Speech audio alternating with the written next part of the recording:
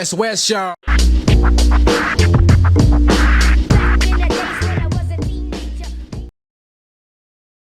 Boys, man, welcome. This is the first podcast for 2024. I think it's already wasted, man. Just found out. Shucks. Cheers to that again. Oh, cheers. Thanks for coming, Toots, DJ. Thanks, brother. Thanks for having us. How's your you guys' break anyway? Over the Christmas break? Yeah, it was good. Just enjoyed with family. Yeah. Been this about it. In the festive season, it's just relax with your family and yeah. Because your friend went overseas last year. Remember when we went to the game? Yeah, pretty much. So everyone just stayed around, hung around Auckland. Yeah, didn't go anyway.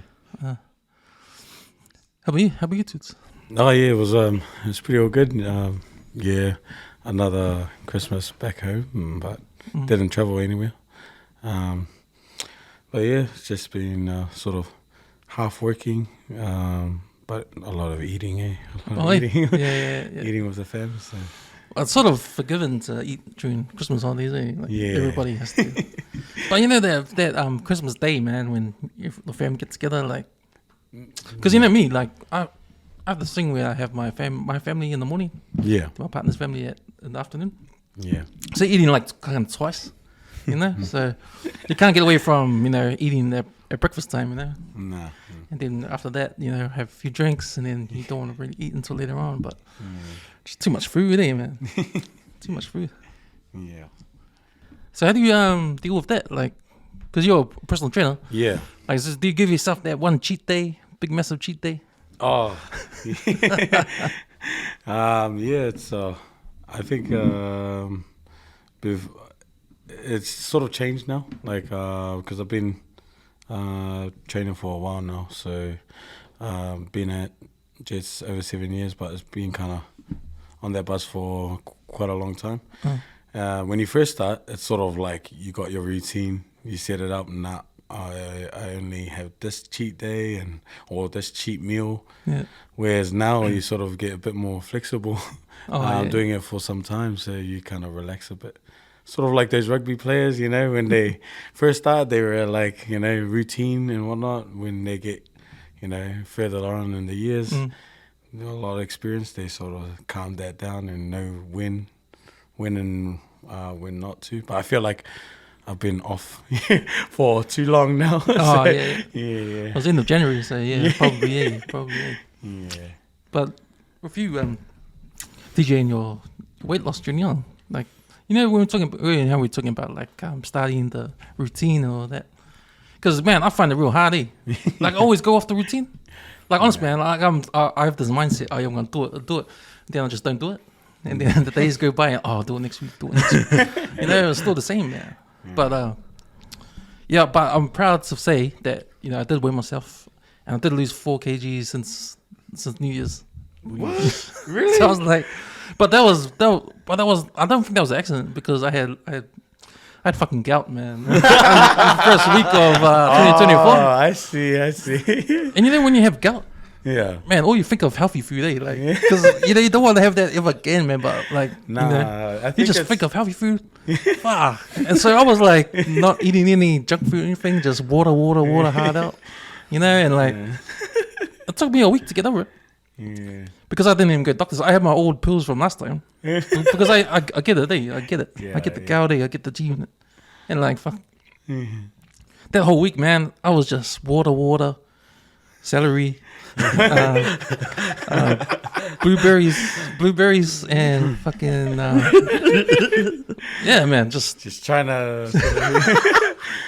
I think it's like, I don't even think it's that, because I feel like it's because you don't have the legs to get to the fridge or to get to the car and zoom off to get that pie or but I don't know. Have you had gout before? Man, I think I've only had it once. Yeah, just once. But it's painful. Yeah, I think it was just one time. You. But the thing that how you get gout is, number one is red meat. Oh yeah. Seafood and alcohol. Yeah. But the thing is, because my mate had a barbecue, And he made this meat. It was kippy. The meat. It's like solid, bro. That looks mean, but I knew it was red. I was like, I've never had gout, man. All good. You know, I started eating it. So like maybe the next day, I was like, how come I'm walking funny and my leg is like it's gonna, it's gonna gust or something, bro. Man, and then I realized, and then it wasn't so. I realized like, fuck, it's gout, G. And I was like, bro, I've never experienced pain in my life until this. So now, and the funny thing was I had to take off work for a whole week because this happened. Oh. This happened, say, I had this red meat on a Monday. So like Tuesday morning, lucky it was my day off. I was like, so what the hell, can't even walk, man. Yeah. So I was just like, I should be alright. I think it's just, must have slept wrong. Hey, and I was like, nah, bro, this is not going to go away, bro. It was like watching all these YouTube videos about, painful in your leg or pain in your foot or whatever. It goes, the pain in your foot is like a gout. It's like, silly, what the hell is this? So I ended up going to the doctors the next day, got pills, and then last year, April, and that was the last time I got gout, man. Never had it since. April. So did that teach you lesson, like not to eat red meat? Or go hard out? I think it was because it was red, and obviously there was a red flag eating the bloody red meat. Yeah, I know my favorite color is red, but come on, man, you're trying to set me up here. Nah, just kidding, man. I reckon a lot of people are different. I reckon people are different when it comes to gout. Like, what triggers it? Because it's if you look it up, and the doctor always tells you, it's red meat, seafood, shellfish, beer especially. Fizzy drinks too. Fizzy drinks, like a lot of sugar stuff. Sugary, yeah. But then I think some people, like you know how I say it was yours red meat.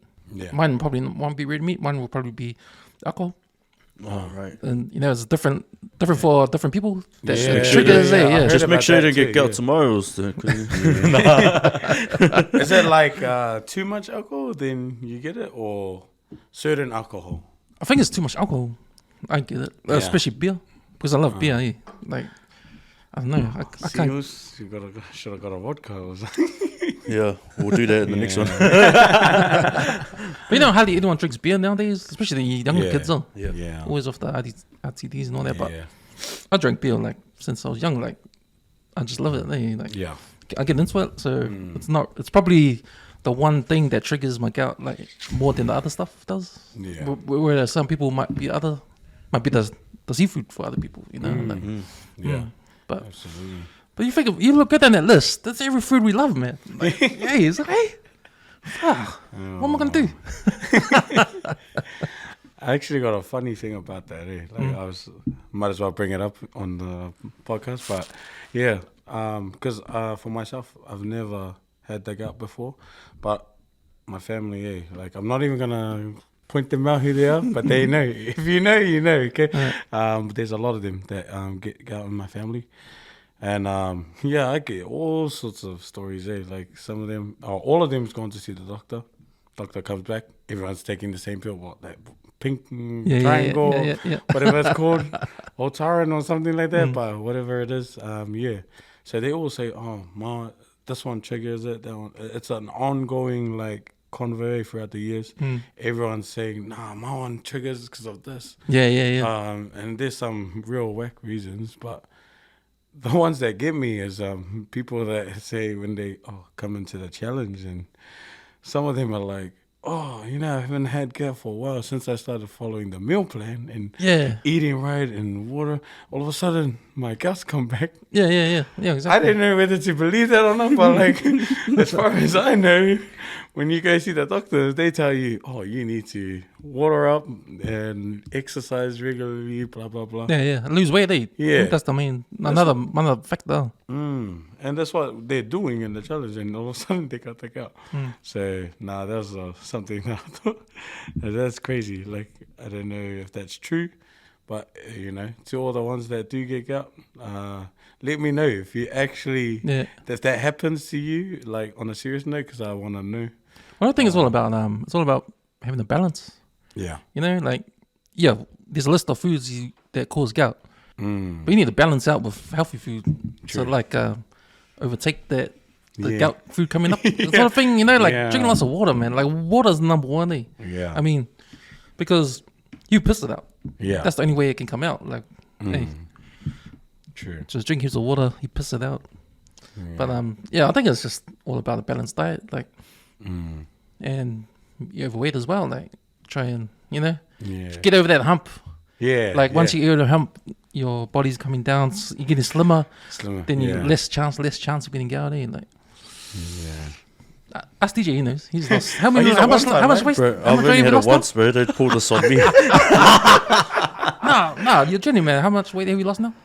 It's just started. Because last time we came here, it was October. It was going on to November.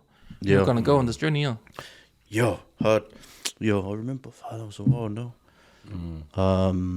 So initially when I got in, it was 140 when I weighed in. It was so it wasn't until once I weighed in, and then I dropped about probably 9, going on to 10, close to 10 kgs or so. 5 weeks, eh? 5 weeks. 5 weeks. Yeah.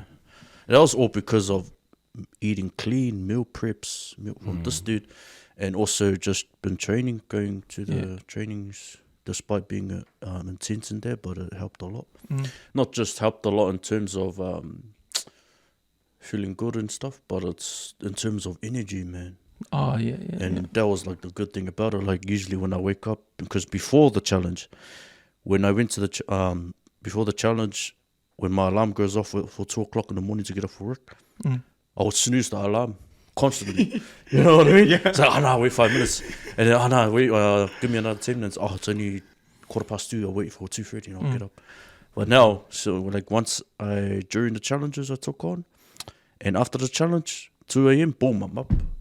And I was like, fuck, bro, if it was the old me, so I'll be snoozing that, snoozing the shit out of that. You know what I mean? Because I think every sort of change you do, like in lifestyle change, it's really hard the first couple of weeks. Like for you changing your meal plan, like practically overnight. Like you're eating like junk food like the night before. Now you're Eating clean, eating all clean, these like- fruits and like, how hard was that the first week? Like, because people deal with it different ways. Like for me, that's the worst part of my like the way I approach it, because it's hard for me to change. Okay, I gotta eat clean, right? But like it's really hard unless I do it for a couple of weeks. Then I get used to it. It's like getting used to it, eh? Yeah. It's like learning how to bike for the first time. Oh, yeah. Oh, I don't know. Do you even bike? Don't worry about it. Oh, I was gonna say you bike. No, but yeah. So I think for me, training and that turning up was good. It was alright for me. But the hardest part about being in challenges or just training in general is the eating. That's the diet part, and I think also Tutu will agree that training and that is all good.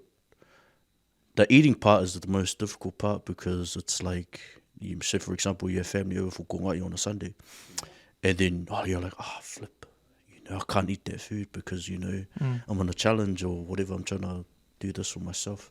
You don't say cheat day. As much as I would want to say, it's just one won't hurt. And then, But it's the mentality of the day. it's Like, like if you say no now, then you're good for the next time it happens, eh? yeah, Like it's training your mind to say no. yeah. It's training your Even mind though to there's say a no. bucket of even- KFC in front of your face. Yeah. It's like, yes, have KFC. Be like, nah, man. Sorry, Russo. Be like, and it's and be like, Take the just skin bring off. back, man. Yeah. You said no, like confident. Like, Nah, Sorry. nope. Sorry. should And do what then- they normally do. And Take just the wait skin- till everyone goes to sleep. Oh, no, actually, I'll just heat it up.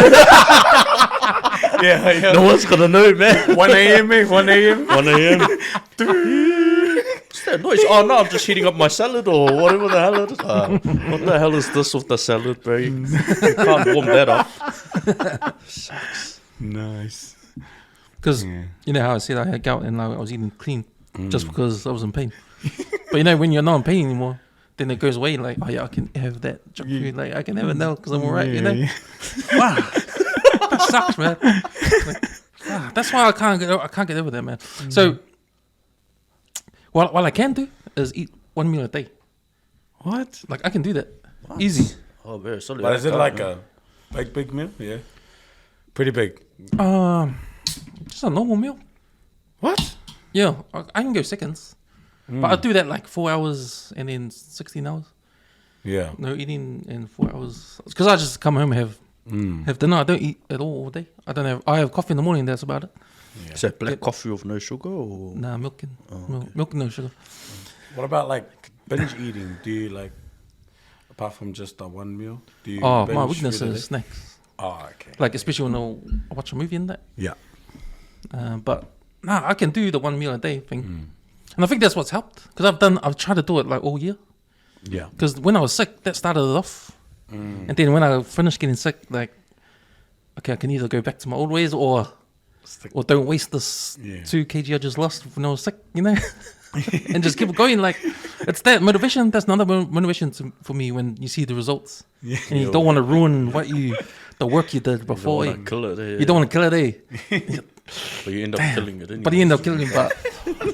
But you know, well, it's that mind games. Yeah. The mind games always plays with your head, man. Well, I'm and like, that's fuck. another thing, man. You know, the mind is the most dangerous place of a human. Danger. It's dangerous. Danger. I'm telling you, it's dangerous, dangerous. When you're alone and you're having those thoughts, bro, it's a really dangerous place, man. You need to have someone with you to guide you to say no to things like that, like alcohol, if you have gout often, Yeah. on a serious note. So.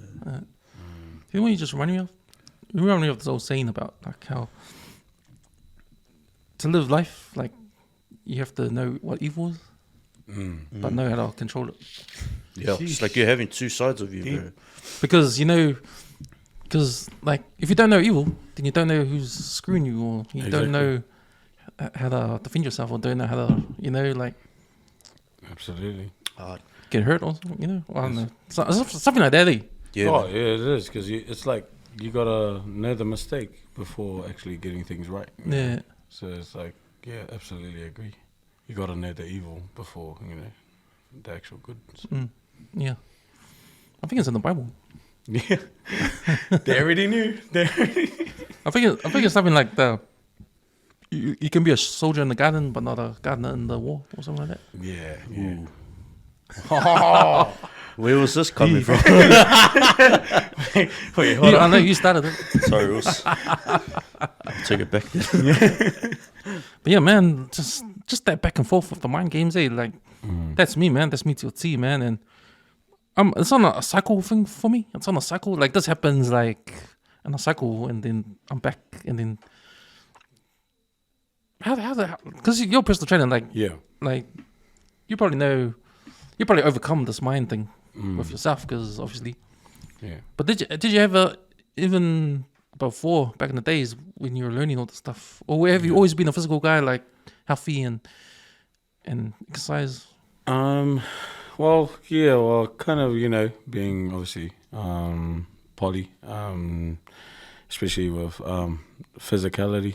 We're straight away born to, as soon as we're 5, we graduate with a rugby ball in our hand. So first thing you're gonna do is I train straight away. So I think from when I actually started learning about, studied and found out a lot about the body, it's totally different, eh? To actually knowing what's going on, whereas to the mind, the mind is I have to agree, eh? That is dangerous. It's dangerous, yeah. So, but it is probably the key thing that actually helps you decide what you want to actually do. And even just you speaking about the gout, you decide when you're hurt, you decide I'm gonna go clean. And then when you're not hurt, you're like, oh, I'm gonna go back to my tasty food. So it's simple things like that, eh?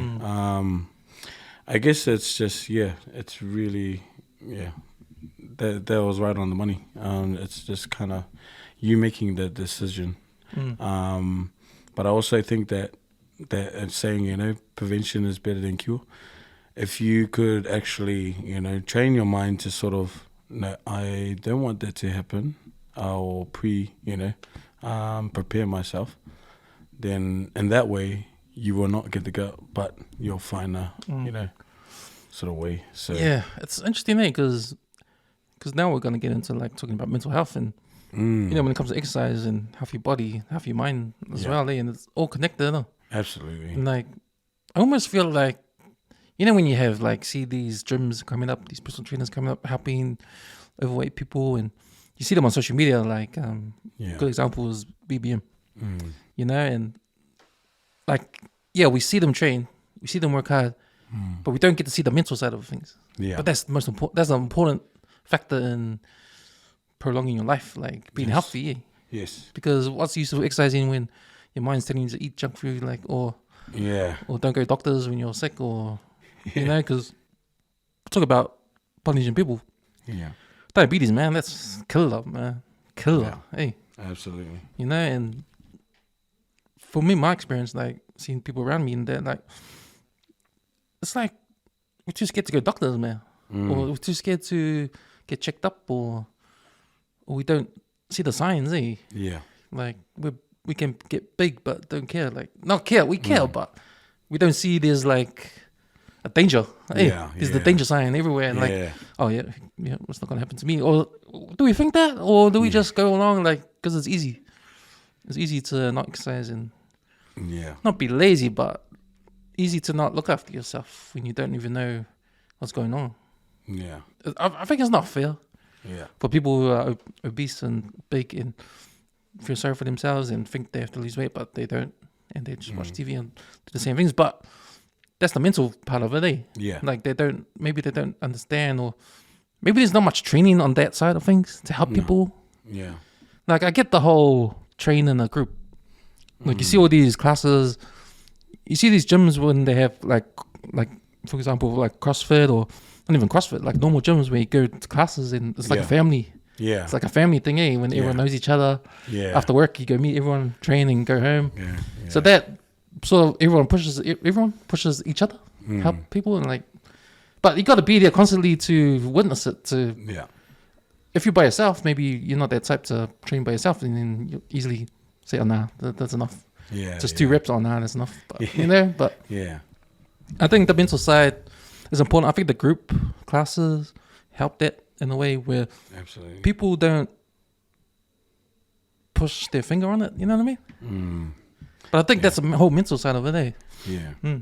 I think it's also like, while we're on that subject, it also depends how we're brought up, you know, our upbringing. See, with us, like, you know, Pacific Island lot, you know, we're always brought up as a group, as a big family. You know, most families are quite big in our, you know, Pacific lot. Or we're involved in church. We're involved in a lot of group things. So we're so used to doing things as a group. Whereas you have the Palangis and, like, you know, the Asians and whatnot. They're so used to being individual. So for them, it's like, oh no, I can't really work in a group.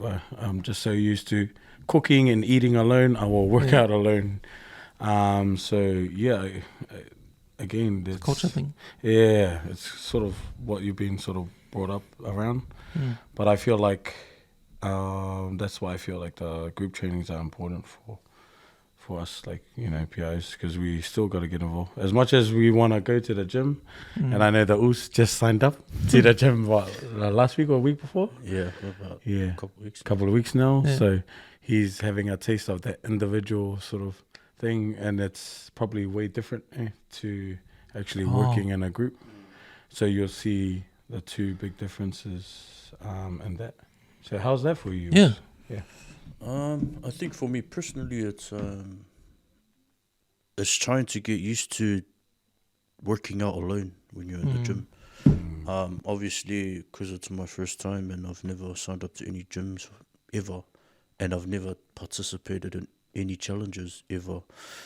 I think for me it was I wouldn't use the phrase of afraid, but it's stepping into the unknown. Like I don't know what to expect when I walk into a challenge, or I don't know what to expect when I walk into a gym.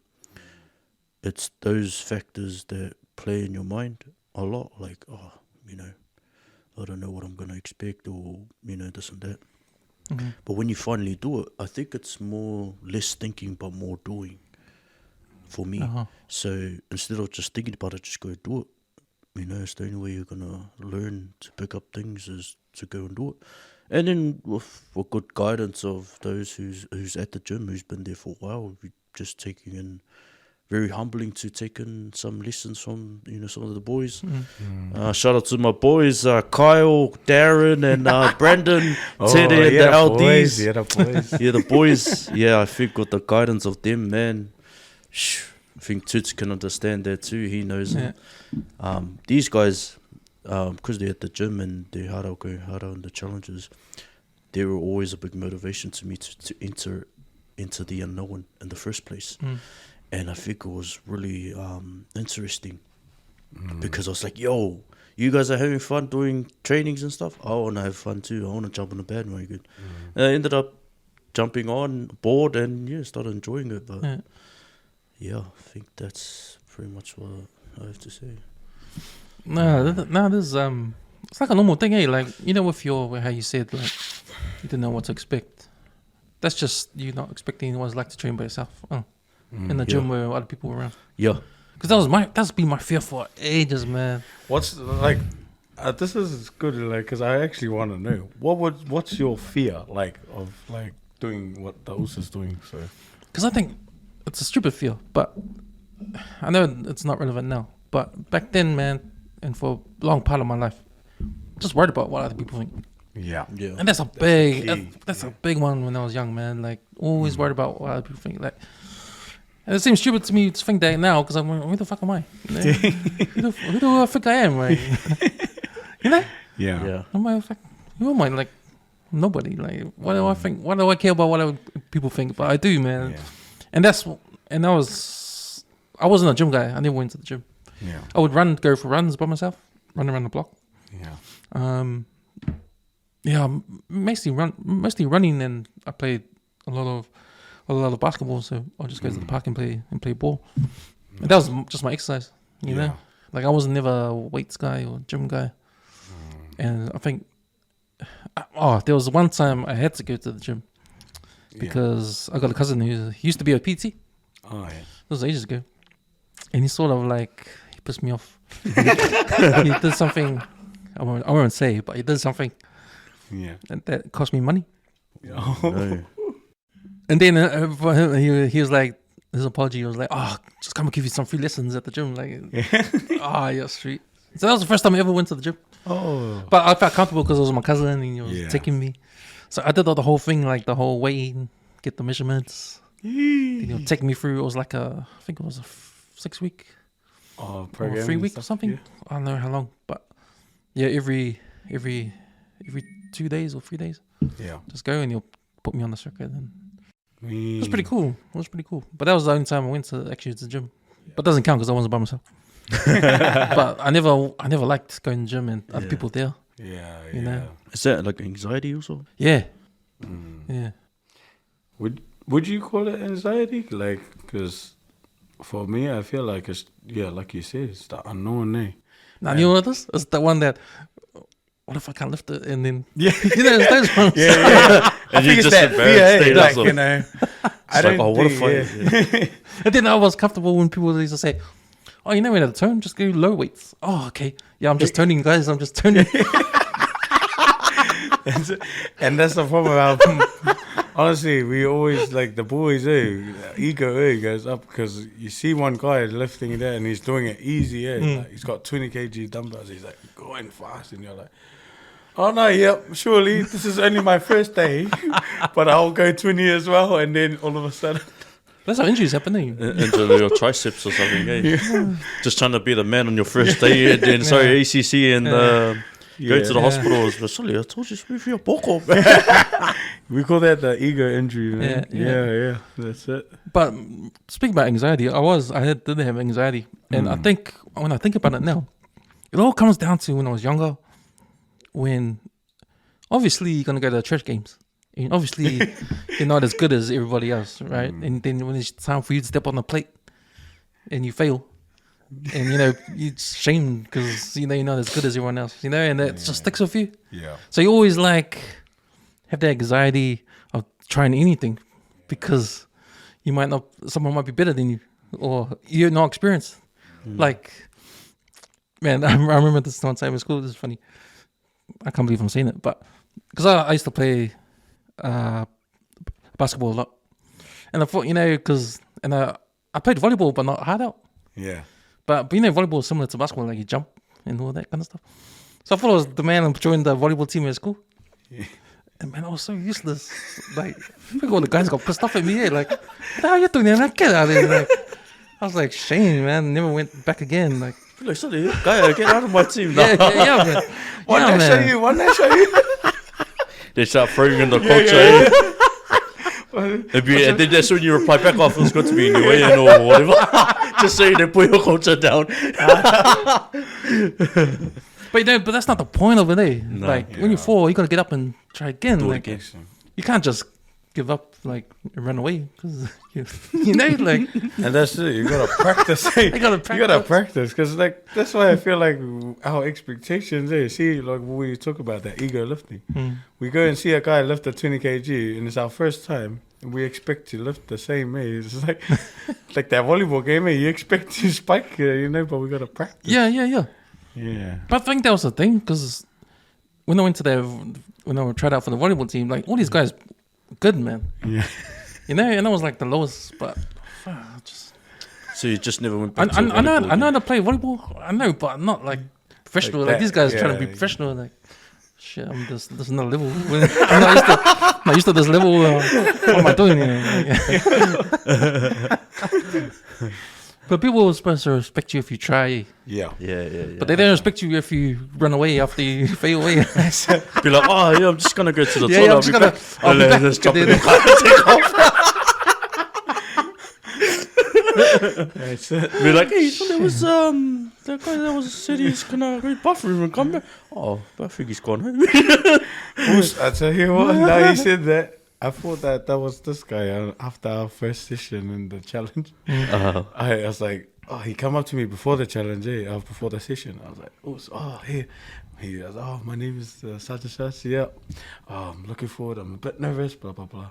We did the first session. I said, you know what? You're going to be all good. You'll be all sweet. I think after that first session, also was like, I looked over to him, so you're right. And he was like holding the legs and everything. And he was like, right. So I thought that was going to be him in the car. Yeah. I'm not going to see this guy ever again, afterwards. But, I guess, what made you come back again, Rose? Because you said you were sore, you for a couple of days. The first day when I joined the LD challenge, the 5 week, the first day, my legs and arms were freaking killing, Straight up, man.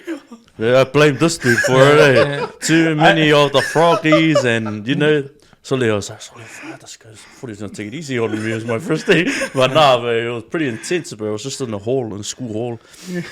But man, I think that kind of like, the reason why I came back is because I had a plan. And the plan was like, there's but not only that, I was like, there's no way I'm going to be on a podcast promoting LD. True. And then people look at me like, sorry, this guy is like me versus me, Ali Gams, and then like, he failed. He didn't finish his story. He didn't finish his story and he did one day and then I never saw him after that. He's just donating $50 a week. But he hasn't been, but the reason why I came back was because number one is I needed it for myself and for me. Two, I've already went on the podcast with you and also Let's prior to it. Said you're gonna do it. And third, I had to do it because the promotion was there, promo-wise, with the me versus me poster type of thing that was promoting me entering a new challenge, excluding all the acting that I've done. This is totally different. This is something, I'm entering a new world. This is not acting. This is not, it's none of that. It's a challenge. And I wanted to enter in the world. It's like, put it this way, it's like Roger to Russell shit going from league to union and then going back. It's kind of like the same pathway for me, but I've been able to achieve what I've achieved by staying, hanging in there with this guy's guidance. So I had to do it because not only I had to do it, but I wanted to do it. And I was so eager to, no matter how sore I was, still went to work the next day, clocked 10 hours, came back off home after work, straight to the dance training, went home, shower, and that was it. Start again the next day. And not many people know that, but my job's a real physical job, bro. I'm 10 hours a week, 40 hours pretty much, and my job is a physical job. Heavy lifting, and I think that's where I kind of lost more weight because I was doing that at work.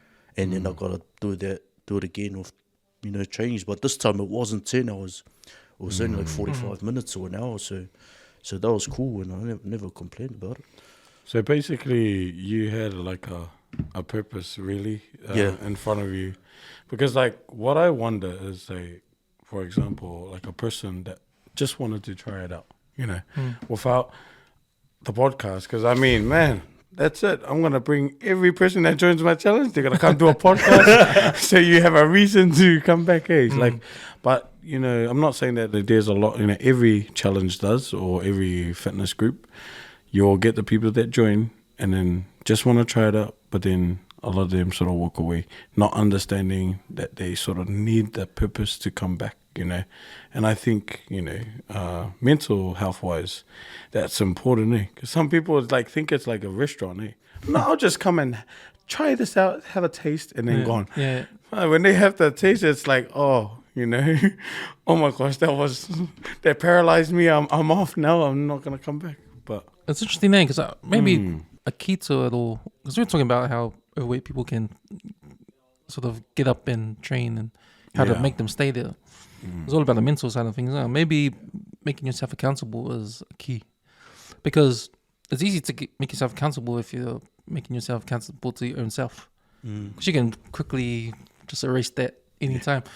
Even when you make yourself accountable to your own family, it's your family. Who cares? Like, they love me anyway. I can just cancel whenever. Like, don't go through with it, Or your best friends, same thing. Because they're my mates. Like, fuck, who cares? Like, they don't care. We go out. We go out. Yeah. Oh.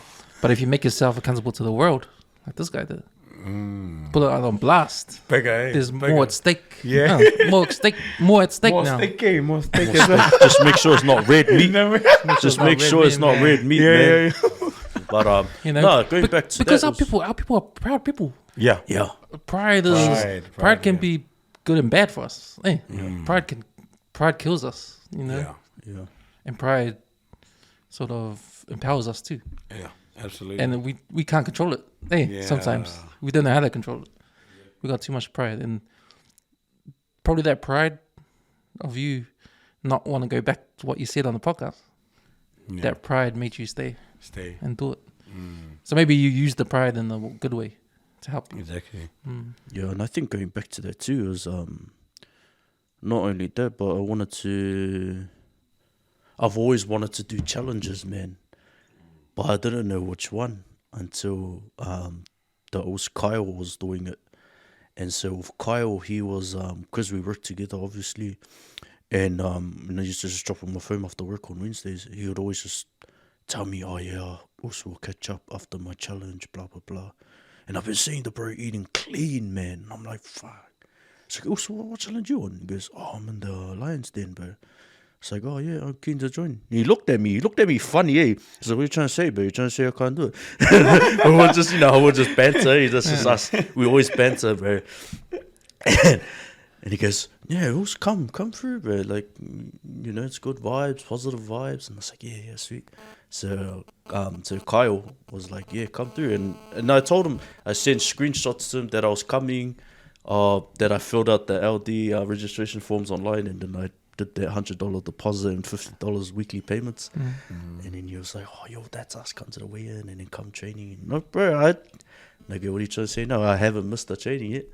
And he was like, yo, that's it. So I think props to him, man. He was always one of the motivation, encouragement guys that helped me get through was Kyle. And then didn't realize his brothers were in it, Brandon and Darren. I was like, oh, even better. These are the boys that I went to school with at one point, and they're doing it too. So I was like, oh, I see, it's going to be fun. Yeah. So that was that.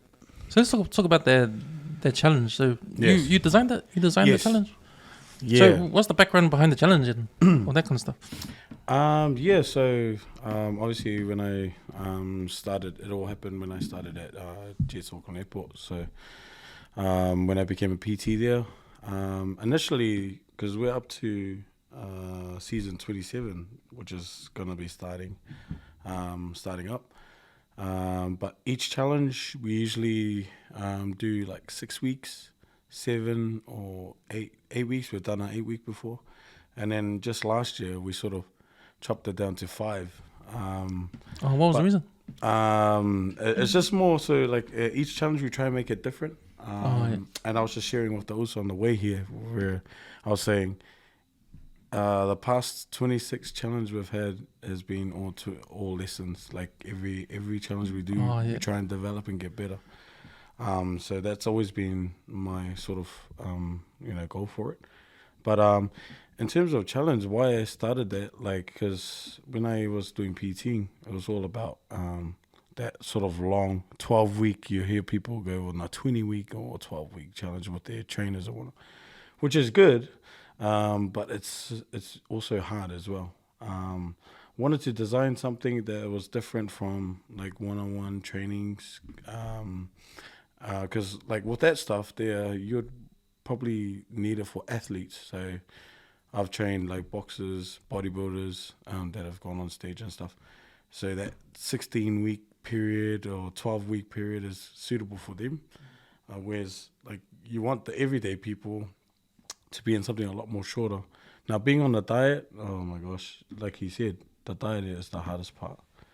It's hard to do like 6 weeks for me. I felt like it's really hard if you're gonna, stick to it. Because as we all know, we love our foods. But that's why we designed the group trainings.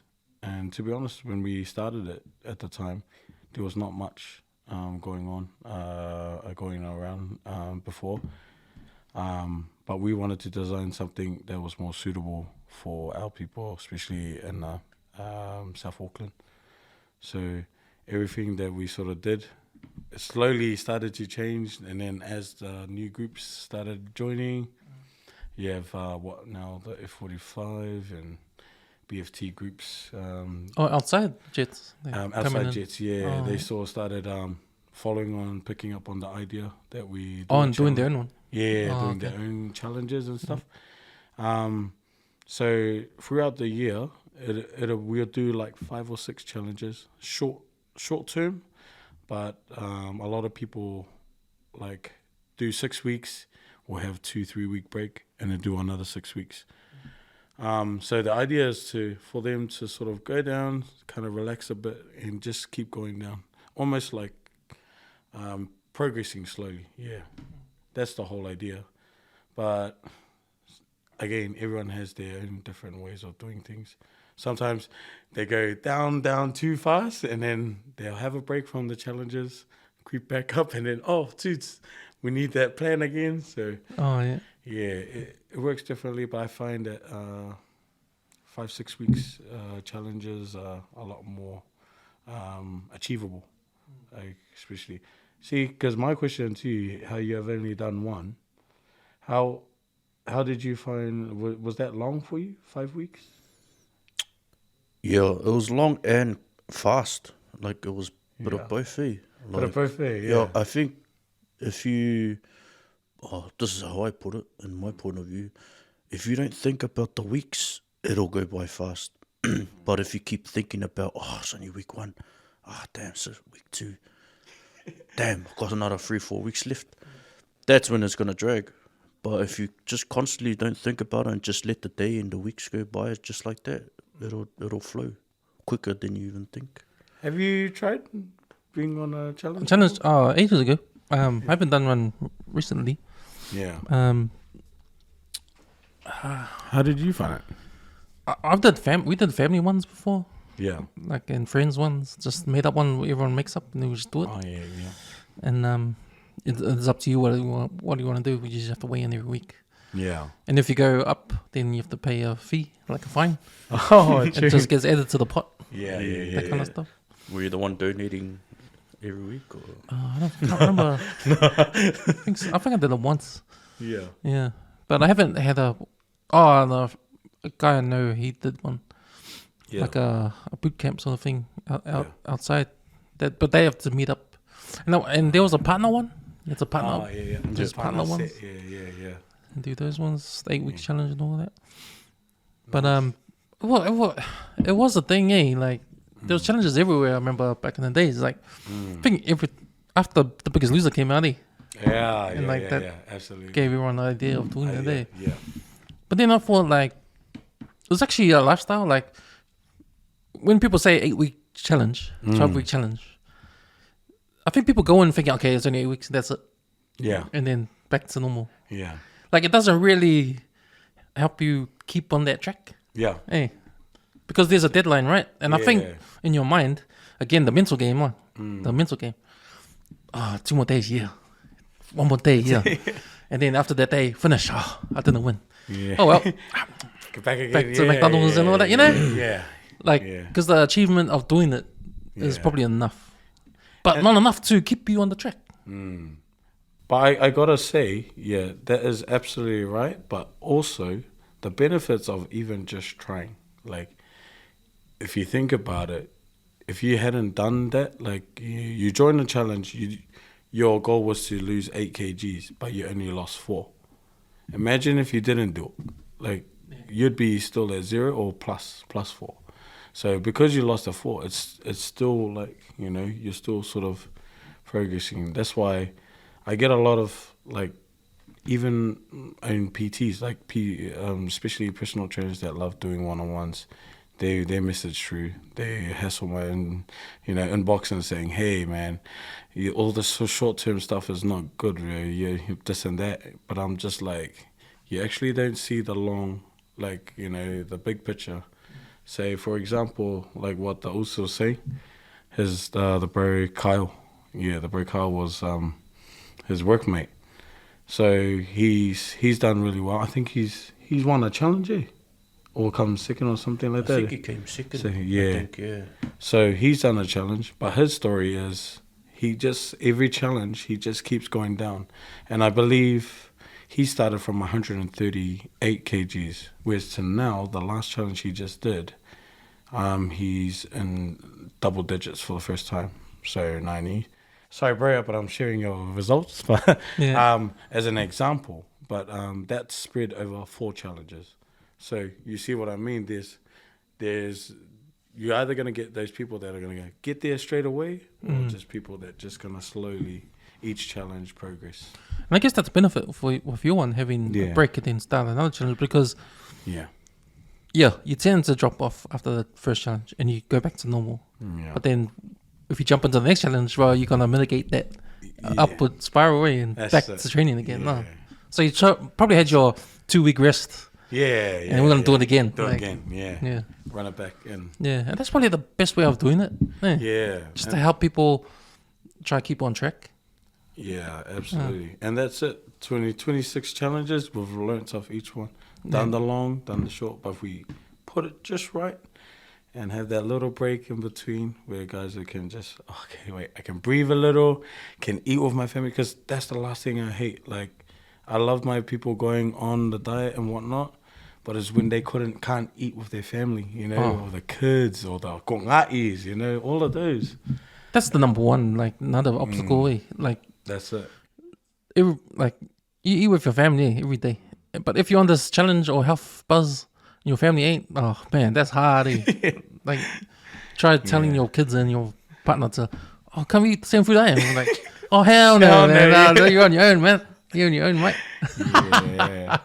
And that's what it is. So I think designing it like that sort of helps out. In that way, so you're not missing out too much. Yes. So are you on the second one now? Because now we're drinking, so we're in a 2-week break. I think with the LD27 starting next week, Monday. Yeah.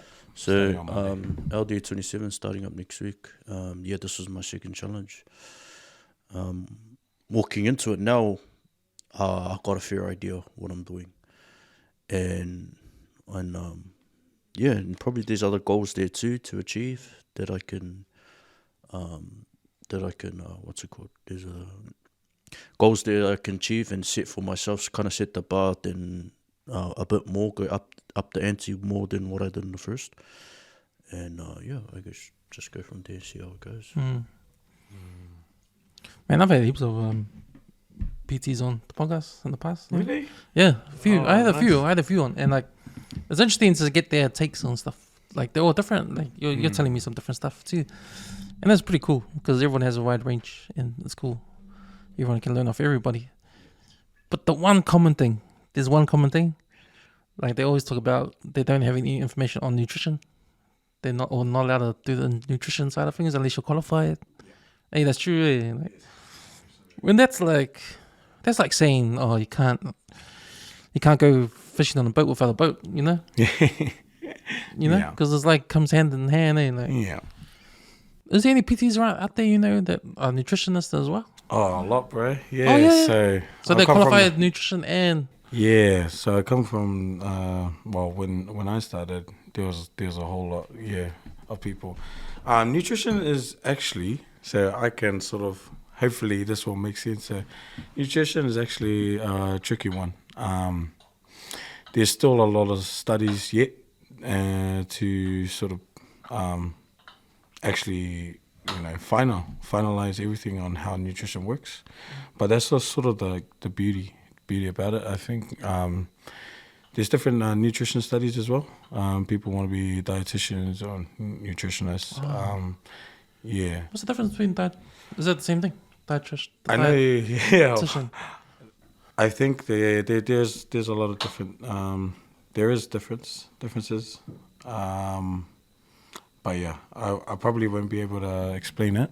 But I know there's two differences. I think one works on the health sort of kind of thing, whereas the others are more into the nutrients of food and blah blah blah. I don't know. I could be wrong. But yeah. I know a lot of PTs that's put on big studies. I too myself have done my research and whatnot. Yeah. The only downfall I think in NZ is there's not much places that actually give you proper. There's no place where you could just get certified like how we do in terms of like PTs. Like there's a place that over here where you can become certified for that. Whereas nutrition, it's quite hard. Most of it's done online now. I think you can do things, but is it hard because everyone's got a different body type, different reactions to food? Because don't you have blood tests and all that so you can know what you should be eating? It's like that kind of stuff, huh? Yeah, it's quite complicated, really. But again, there's still a lot of things to figure out, I reckon.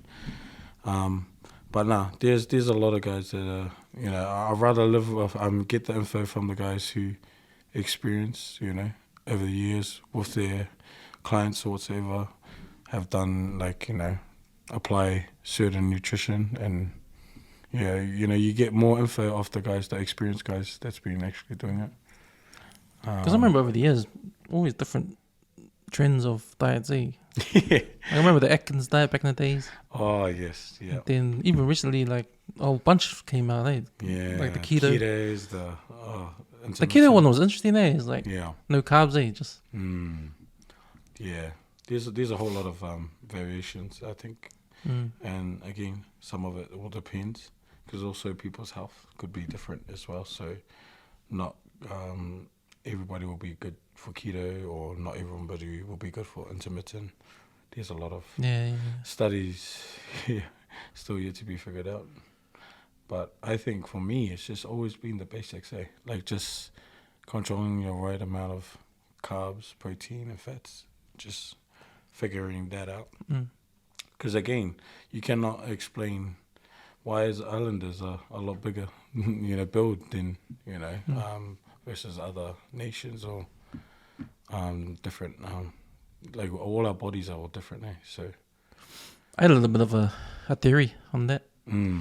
Because my theory was, in the islands when you go over, if you go to the villages and that, everyone's skinny. Yeah. You know? Yeah. You come to town, everyone's getting bigger and bigger. Yeah. And I think it's because of the Western food, processed food. I think Polynesian body types can't handle that kind of food, like the processed kind of food. So when we eat junk food, well, our bodies react to that like more than the balangis, you know. That's a good question. I got something to sort of challenge you on that one. So what explains, how without islanders back in the island, they are a lot skinnier, they're built than the islanders. But they're lean, eh? Yeah. Well, they're a lot leaner. But there's much more organic food. Yeah. And then compared to the ones here in NZ and then here in Oz, like there's quite a different, a big difference in terms of size. What's your theory on that? Do you still think the same thing? Yeah, because if you look in America, like they're even bigger, but they're bigger across the board in America. Like, it's a beast capital of the world, eh? Like, even the white people are overblown, you know. Yeah. And like I think it's purely because of their food, and their food is junk food, man. And portions are big, and everything's big in America. Like, it's just like junk food heaven over there, And I think that's a big part of it. I think back in the islands, you're working outside. The men are working outside in plantations. It's hot. Yeah. They're eating organic food. Whole foods. Whole foods. And they're lean, man. Hardly any big people out in the villages. That's it. So. And that's interesting too, because like that's what we actually try and teach in the challenge. So if we're applying nutrition, say with those here, foods that I was giving him, just trying to keep him within his calories, his macros as well, but also teaching him to eat whole foods, rather than the processed stuff. Because there's a saying we have in the DNA, always like eating a processed food. You're just right. We always say, when you go home after the training, drive past, don't drive through. Or there's another one. I think I got don't drive through. I got another one in my T-shirt over here. So it says, you gotta eat yak to look young. So, eat yak? What? Yeah. So you see it? Oh. So yeah. Eat yak to look young. Yeah, that makes sense. What if you like vegetables then? Then that's a whole different story. What naturally? Yeah, food is a big deal, man. Yeah. Like I remember the government, like everyone was trying to get them to do a sugar tax. I don't know if that will work, but think about food. Like even in the poor areas of society, like all you see is junk food around. So that's the cheapest food. That's right. And that's not the problem, eh? Yeah. Junk food is the cheapest food. And if you're not making much money, so you're eating, can't afford the veg. Not only the veg, but the fruits is expensive, man. It's gongaka, it's expensive. And like, we were like looking at it. There's one time, when I was in the challenge, man, I was like, bro, I'm trying to buy berries, bro. What the hell is this? And it's like in this, like, little punnet. in a little container, some sort of things. Bro, are you kidding me? This is cheaper. Oh, this is expensive than your usual chips you go after or whatever. And then like the bananas, and then you got all these other grapes and pineapples or whatever the fruits that I was after. Man, even like buying just fruits in your trolley, bro, it's already gonna go up with the price. And I was like, man, this is my snack, and look at the price. It's so pricey when you look at it, man. It's like, damn. I had a guest on one of those was John. So one guy, he's got his own. He manufactures microgreens. What? You guys get into that microgreens? Really? Yeah. Oh. Like they're like powder form? No. Actual herbs, but they're small. Yeah. So like the Brussels sprout size. Size. Oh. But you got cilantro, and everything. That's crazy. Yeah. So he got into it. And being Samoan, that's the last food that someone's gonna make. Microgreens, But man, he's the man, because he set it up at his home. Like he made I think it's like a garage or sort of a shed or something. Did all his hydroponics, Shucks. everything, and now because he started growing it. Then he packaged it, and he went to the Avondale flea markets to sell. But he wasn't selling anything because no one's gonna buy it. No islanders are gonna buy it. So he sort of like learned his lesson, and he moved to sell his stuff over at Parnell. The markets at Parnell. And man, he was selling out, man.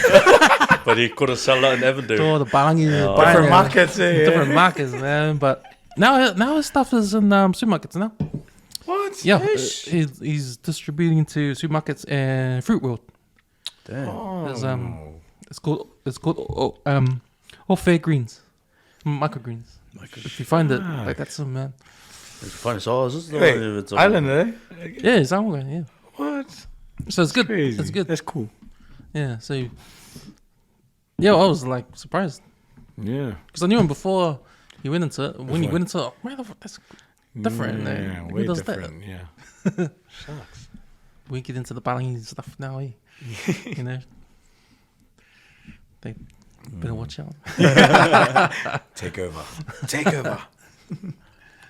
Yeah. So I'm still eating unhealthy. But this is good talk, man, because I'm like thinking, okay, get back on track. Get back on track. That's it. I Yeah. don't wanna go through that cycle and wait till I'm sick again and then Yeah. Well, you're always welcome to the Denus, you know. Like I said, yeah.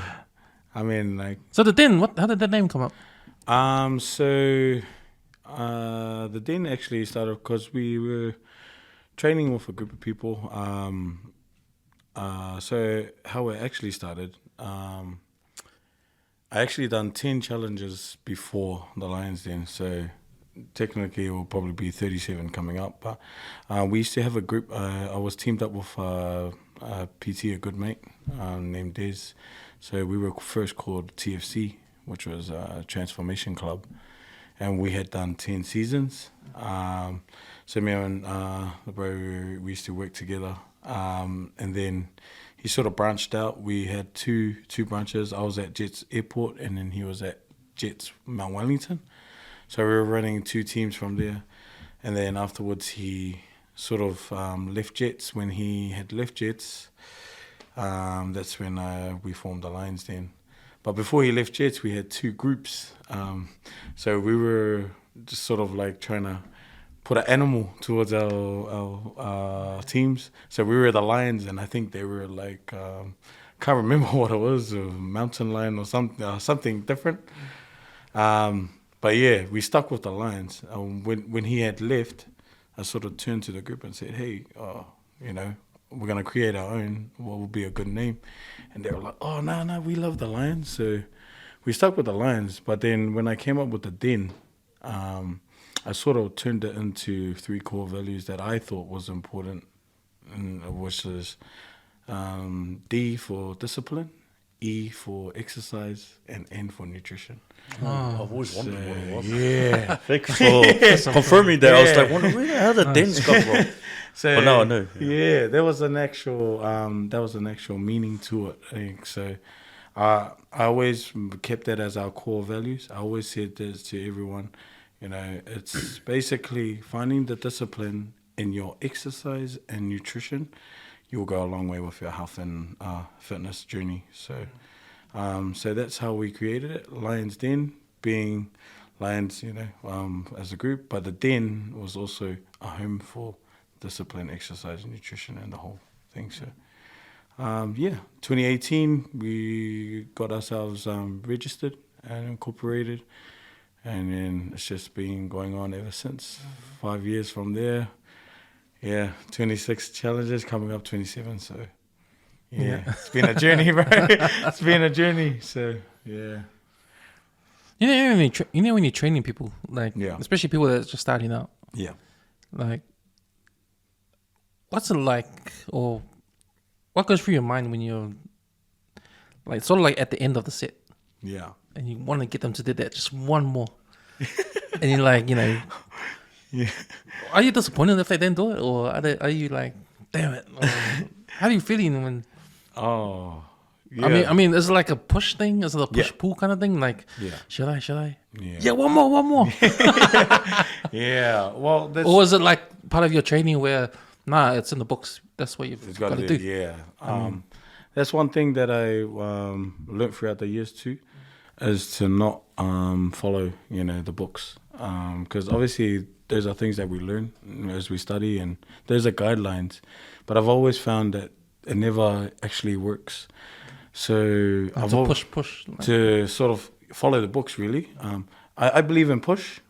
Like, my goal is, my first thing is to try and get the most out of each individual in the group, even though we're training as a group.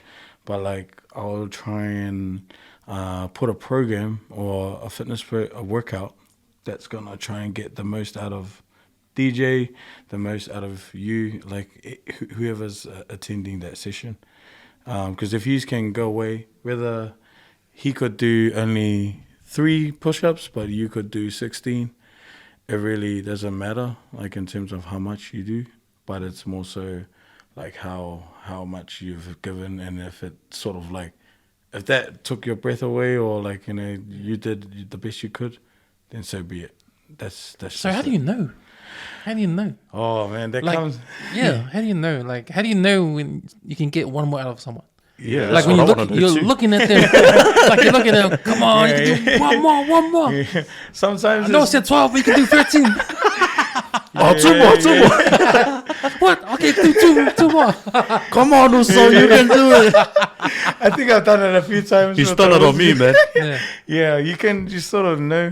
The best sign would be once they spew, then nah. Oh yeah. Oh, tell on you. Nah, you can usually read, like it comes with experience, but you can usually read their body language, also their efforts, and you can see if they're milking it or not. Oh, But okay, yeah. yeah, you sort of become good and familiar with those sort of, I don't know what you call it, but I call it symptoms. Like there's little kind of like, oh yeah, he's acting it there. You can sort of tell. Oh yeah. But yeah, my goal as a trainer is to try and get the best out of everyone.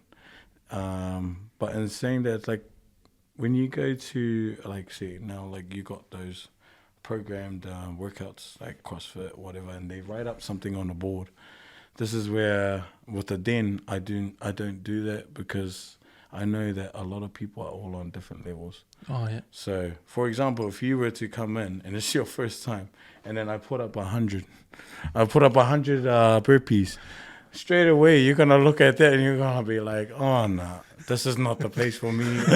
I'm just gonna attend and just gotta grab some from the car, so I'll be back. I'm just gonna and then back to wish, you go. But Drive off with those like, yeah, nah, bro. I'm not. yeah, so you learn like how to do those things as well. Last thing you want to do is scare someone off there, especially if they're new. But Burpees must be the worst exercise. Everyone hates it. Everyone hates it. But yeah, you know how remember back in the days, like men do the push-ups, but girls can put their knee down. yeah, Push-up. Like there's a version of the knee down in burpees. There's a version of that in burpees. Yes. There's a regression. Yeah, so that's what we call it, like a little regression. Yeah, so I can actually do like 5 regressions like of the burpee, and again, it's got a, like I said, like not most places won't actually do that. They'll just tell you, okay, 100 burpees. They expect everyone to be 100 burpees, even if it's your first time, or if you're quite big, you're at 140, 150 kgs. They will expect you to do that, and that's for me what I call the Palangi way, or the book way. Whereas, like, if you're experienced enough, you would know, okay, you find regressions or alternatives, and like programs like BBM do that for their people, off the couch and whatnot. Those are really good programs that people need to do. Yeah. Because hands down, like you said, you joined family challenges and friends ones. Yeah. Hands down, we all got that uncle, that island uncle that's, okay, I'll lead the session yeah. today. Everyone be on my level. If you're not on my Yeah. level, thank you for coming. Yeah, so, it's stuff like that. You Yeah. just try and, The only reason why I said that about the burpees because I learned how to do it easier, Yeah. and because we have a personal trainer because my boss, he's a personal trainer, and he got her to come train us twice a week at work. Oh, so she's female? Yeah. Oh, yeah. So she had burpees on the list of things to do, Yeah. and then I was struggling, and she, just do this, like squat, Yeah. put your hands down, Hands down. and Jump put out. one leg out, another leg out, Out. then back in, up again. She's a good trainer. And she like that broke it down like to different exercises, but on the same time, Yeah. rather than down, up, down, Boom, up, boom. boom, boom, boom. Yeah. And I'm like, oh man, this is much easier. But that's because I was struggling, Yeah. you know. Yeah. And that's good. Like, that's how you know your trainer, is not just from the books, and they just come from experience as well. But yeah, those are regressions. There's that saying, you got to regress to progress. So sometimes it's you doing that. If you kept doing that, I'd say week in and week out, Then you won't can be do long. the jump one leg. You'll be down, up in no Yeah. time. So Yeah. Instead of down, up, make sure you don't go side to side. just like the diet. Hey, where you going? Hey, go to hurry up. Yeah, absolutely right. Yeah. Because man, like I've said before, like I always go through the cycles. Yeah. And I remember because I started training heaps of times. Like there's a lot of times where I've said, okay, enough of this. I'm gonna train, and I'll start, and then it'll be good.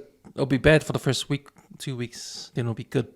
Then it'll be easy, and then take it up more. And then for some reason I'll just stop, and then around the next cycle, like don't do anything for ages. Get fat again, and then okay, enough is enough. Start training again, and then go through the same cycle, like hard the first 2 weeks.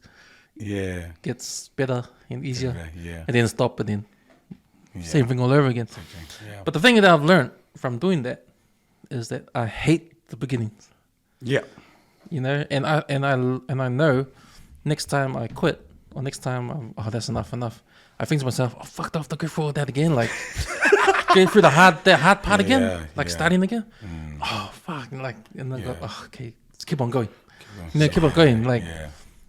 Because I've done the cycle heaps of times. Like I just don't want to do that again because I know the feeling. Yeah. So that's my motivation not to stop. Like keep on going. Like even if it's like little by little, Yeah. kind of thing. Yeah. It's funny because we're doing the training at work for a few months now. So I'm past the just starting hard stage, Yeah. and I'm in that it's okay stage. Yeah. Yes, that's it. But it starts Yeah. And you know how I know this? Because I'm doing it in my head, one more in my head. Nice. Like I'm not waiting for her to say one more. Or I'm doing it myself, saying one more in my head. Yeah.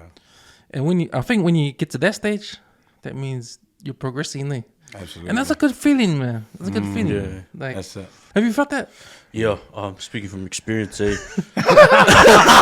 a champion here. As a Oh champion. no! So when that my first week was when what's it called?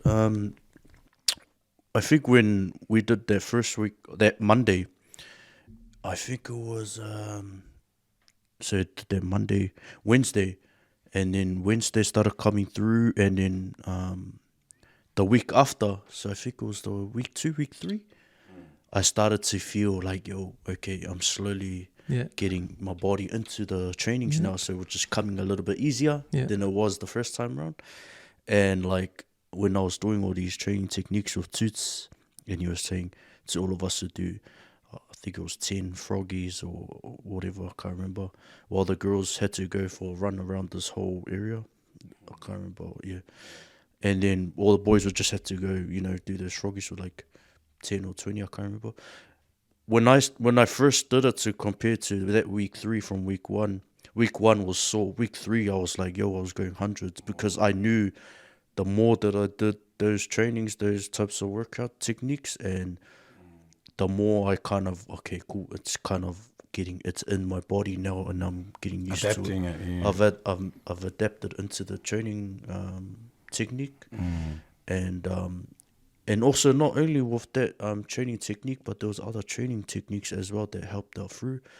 Like it wasn't getting harder, it was just getting a bit easier. Like everything was just adapting pretty quick, pretty fast. And I think with those types of training tools, it's like,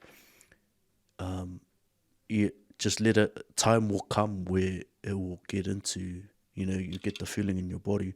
Yeah. And I think as time passes on and weeks go by, it'll naturally be all right for you to move. So I think that's where I felt that in week 2 and 3. Like, week 1 was the hardest. 2, 3 onwards, it's cool because you've adapted into the trainings, and I think that's why I kept going, because it's like it was bringing the best out of me, and I'm coming out of my shadow of being in a dark place, but also coming out into the light where everyone is on the same journey that I was in. And I think this guy saw that for 5 weeks straight. So especially the results you see at home. Hey, like you know how you say you wake up now, you don't put the snooze on. Yeah, you just get up and go. Like I think if those little things, if I wanted to be a hula dude, I'll probably just do it. I don't know. I don't know, man. I know my indicators during the exercise is push-ups. Yeah. For indicator on how if you're getting better. Yeah. Because you always remember when you first start training for the first time in ages, and you got to do push-ups. You know how many you could do. You know. Yeah. You know when you struggle. And for me, it's like 8 or 9, struggling like, what the hell? I can't do it. You know? And then, like now, like I can do 10, like easy. Like, you know, and, oh wow, I remember I couldn't do this. Like, and it's in your head like that, and that's good motivator too. Yeah, but for me, anyway, like out of all the exercises, I think push-ups is the one where you can really test yourself to tell where you're at. Yeah. Especially because you can count. Right? Yeah. You remember you struggled at 10. Yeah. You remember you struggled at 10. Next minute, 10's easy, and you're struggling at 15. That's it. And then 15's easy, you struggle at 20. And, you know, if you keep on going, then you keep on doing more and more and more. Upping the ante, man. Yeah. The best thing about it is to always remind the group as well. It's those little wins, you know. The journey is never about like competing against anyone else. It's always got to be, you know, you hear that saying chucked around, you versus you. But it's actually, it is. It's actually a real thing, you know. Because like you said, when you first do it, you're just like, man, I'm stuck at like 6 or I'm stuck at 8 reps. And then as soon as you hit that 9 or 10, you're like, oh, I just got that, like, you know, and that one little thing, or even just the running, you know, people can't, man, we did the block run and I died halfway, walked 4 times and then got to the end, the one block run.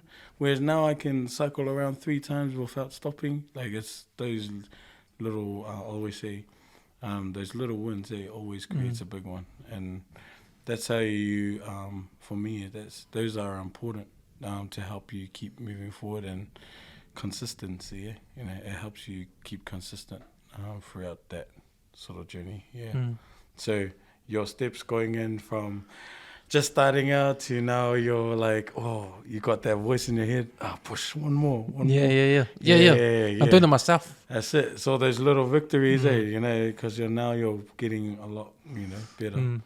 And that's going to help you, like, push for the next session.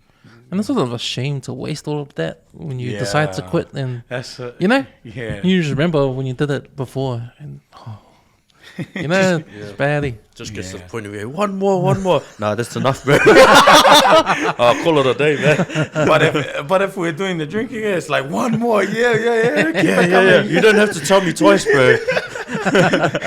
Hey, you're already going one more. One more? Nah, 2 more. Oh, give me another one.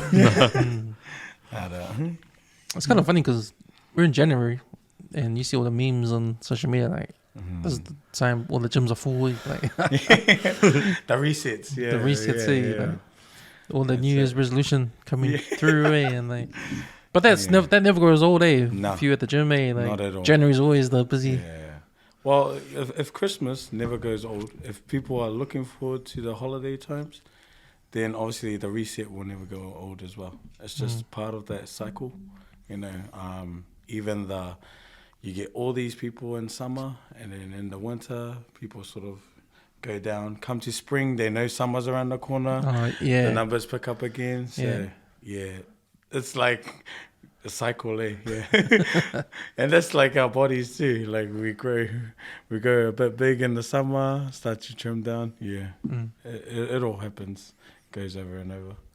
I like how the trends are happening with even, you know how we talked about how I had anxiety going gym by myself, and that, like now there's a lot of exercises you can do by yourself at home, like the body weight stuff.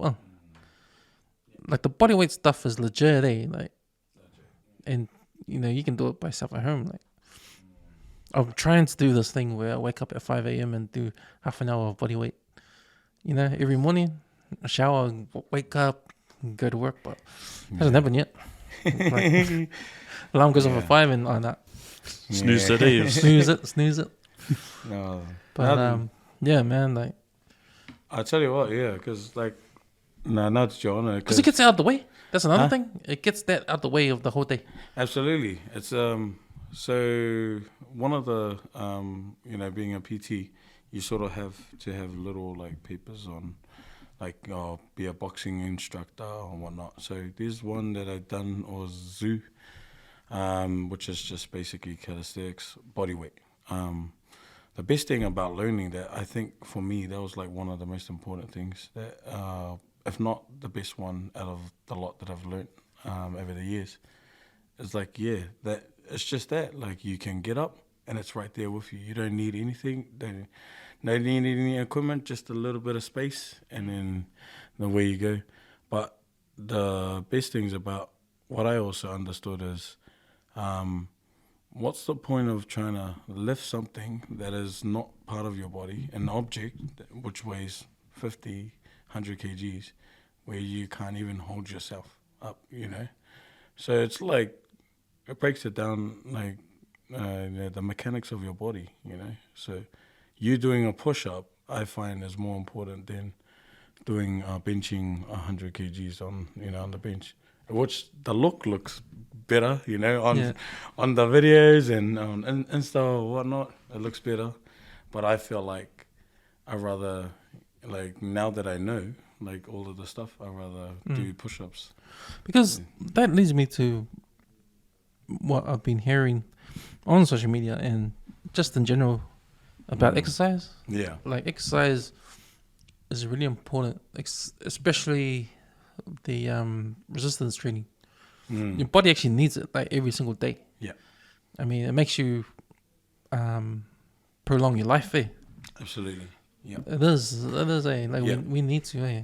Absolutely. And it's like, there's like, you know, obviously with how the human body works, that's also a factor, but also not taking away, you know, the body weight workouts, but in general in life, we're always dealing with objects, so we always have to carry objects, pull, push, everything like that. So it is part of the mechanics. I guess, you know, God, like, you know, I always say he puts things together to sort of, you know, give it a reason. And resistance training is definitely part of it.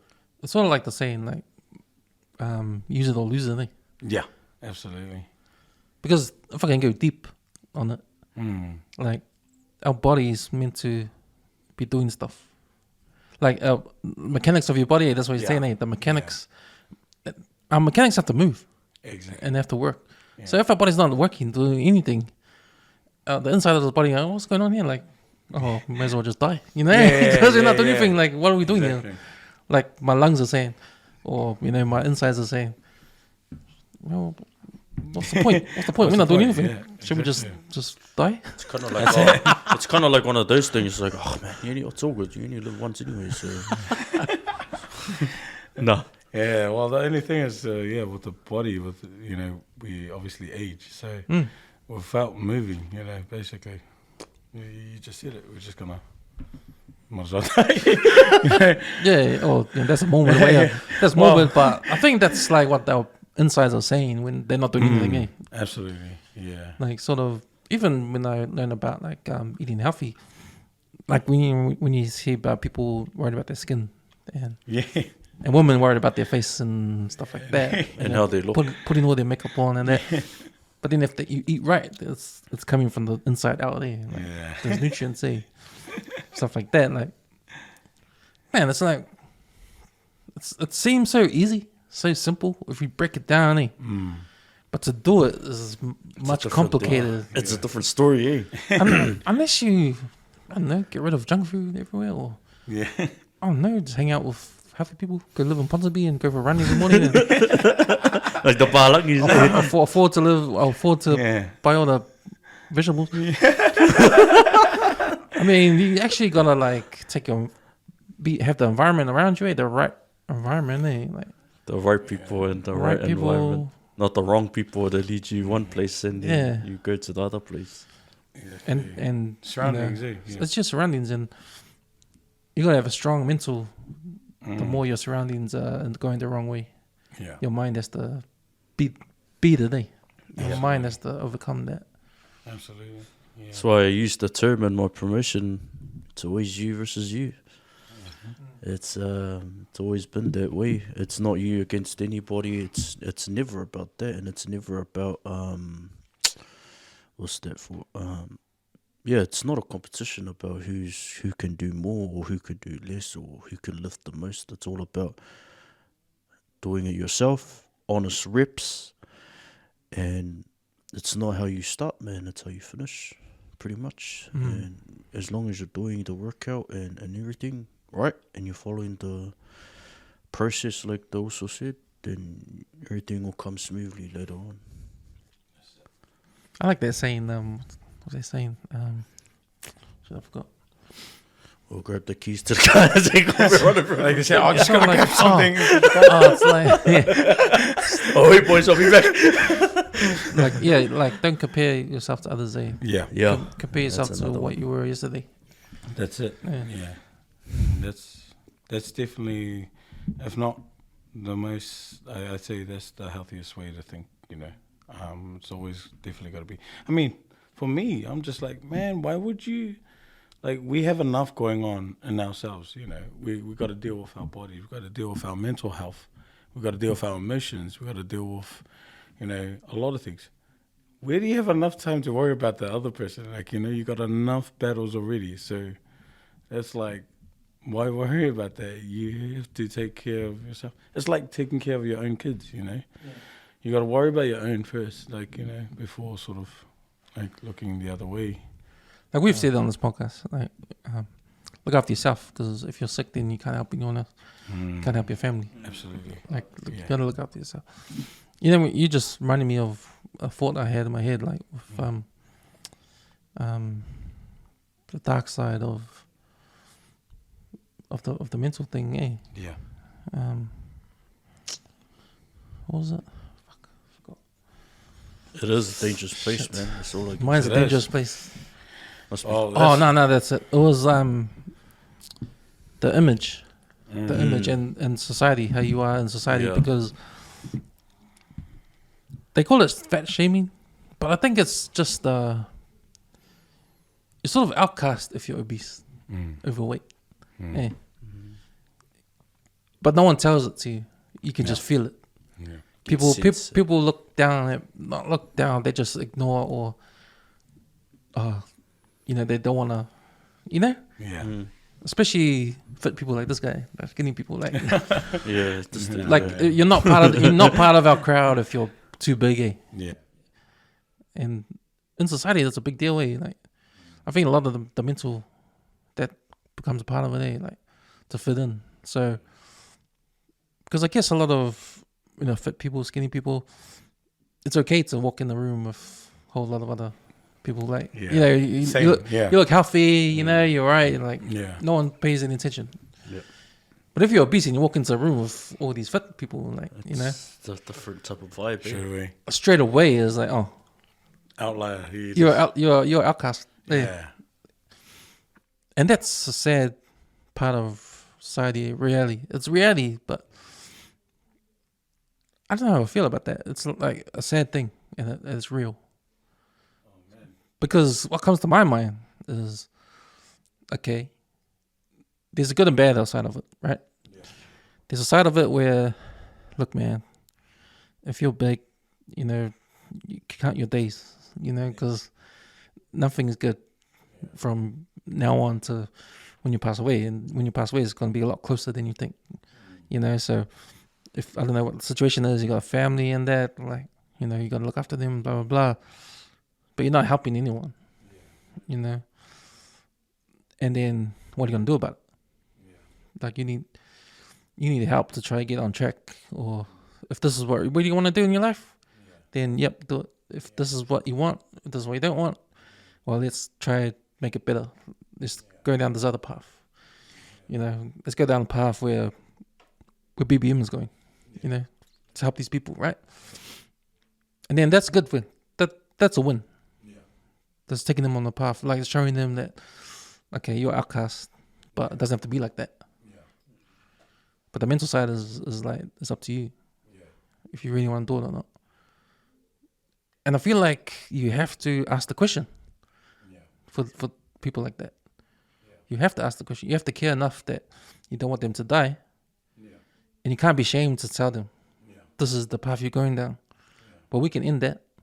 If you think yourself, you want to live a few more years, then follow me. Let's do this. But man, society these days, the fat shaming, you can't even talk about that. Yeah. That's what I feel. You can't even go there. Yeah. It's like, okay, you're big, let them be. And it's like you can't even think about it either, but, you know, it's already there. It's too late. Yeah. You know, but you just, obviously, you already talk about it. I just don't know what the lines are now. Yeah. You know, I don't know, like, obviously we can talk about it as a podcast, we can say whatever we want. But I'm just saying, like, there's no straight, like, playbook on how to deal with the situation. Yeah. You know? And yeah. Honestly, and like myself, like coming into this like career, that's honestly, if not one of the most high priority of my reasons of becoming a PT. And it was like stuff like that. Like when, like you said, like, you know, straight away when you said, oh, you know, people, you know, look at me and then they say like, oh, he doesn't have to worry. He's in a decent shape, or he's, you know, he fits in within that sort of crowd. The reason why I actually started becoming a PT, so when I first accepted the job at Jets, I actually had 3 places that I could have been to. It was Les Mills, Newmarket, and then I had another one was Anytime, I think in Ernie Hanga. And then the third job was Jets. But before that, I had, you know, come across a lot of really good friends. Some, you know, good Islander friends as we PT. That was part of like, what are we doing and why are we doing it? It's finding that sort of purpose. And yeah, that was, if not the highest, like one of the highest importance to me. So I sort of turned down the money, turned down the reputation of these good gyms, and just looked at Jets, and everyone's like, oh, you know, when they think of Jets, they think, oh, this just you know, cheap gym or low class gym, if they would say it. But the reason when I walked through, because I went to all 3 places, interviews, saw the layout, went to Jets, straight away what picked up for me was seeing the type of people that walk through. And the people that I saw was just a lot of our island people, but not only just island, like different nash. They were all oversized, like, you know, the people that needed help the most. And that's what attracted me straight away.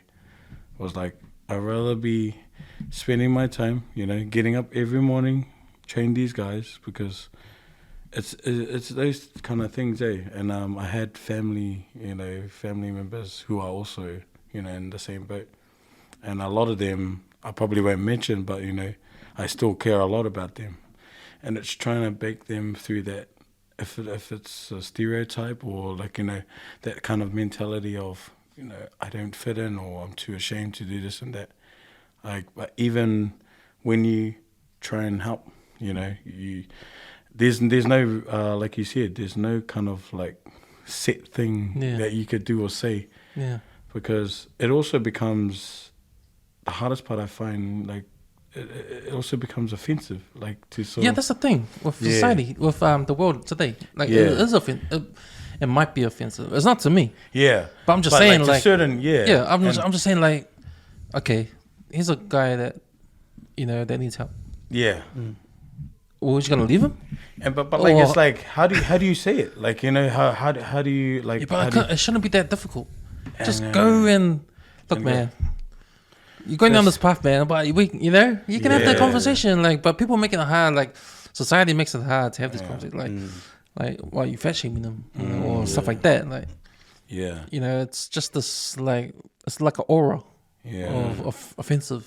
Because you know what I find the hardest, Us, and I've experienced this so many times, is dealing with the types. Because a lot of, I'm going to say a lot of our big, especially, I use islanders because that's all I'm surrounded with.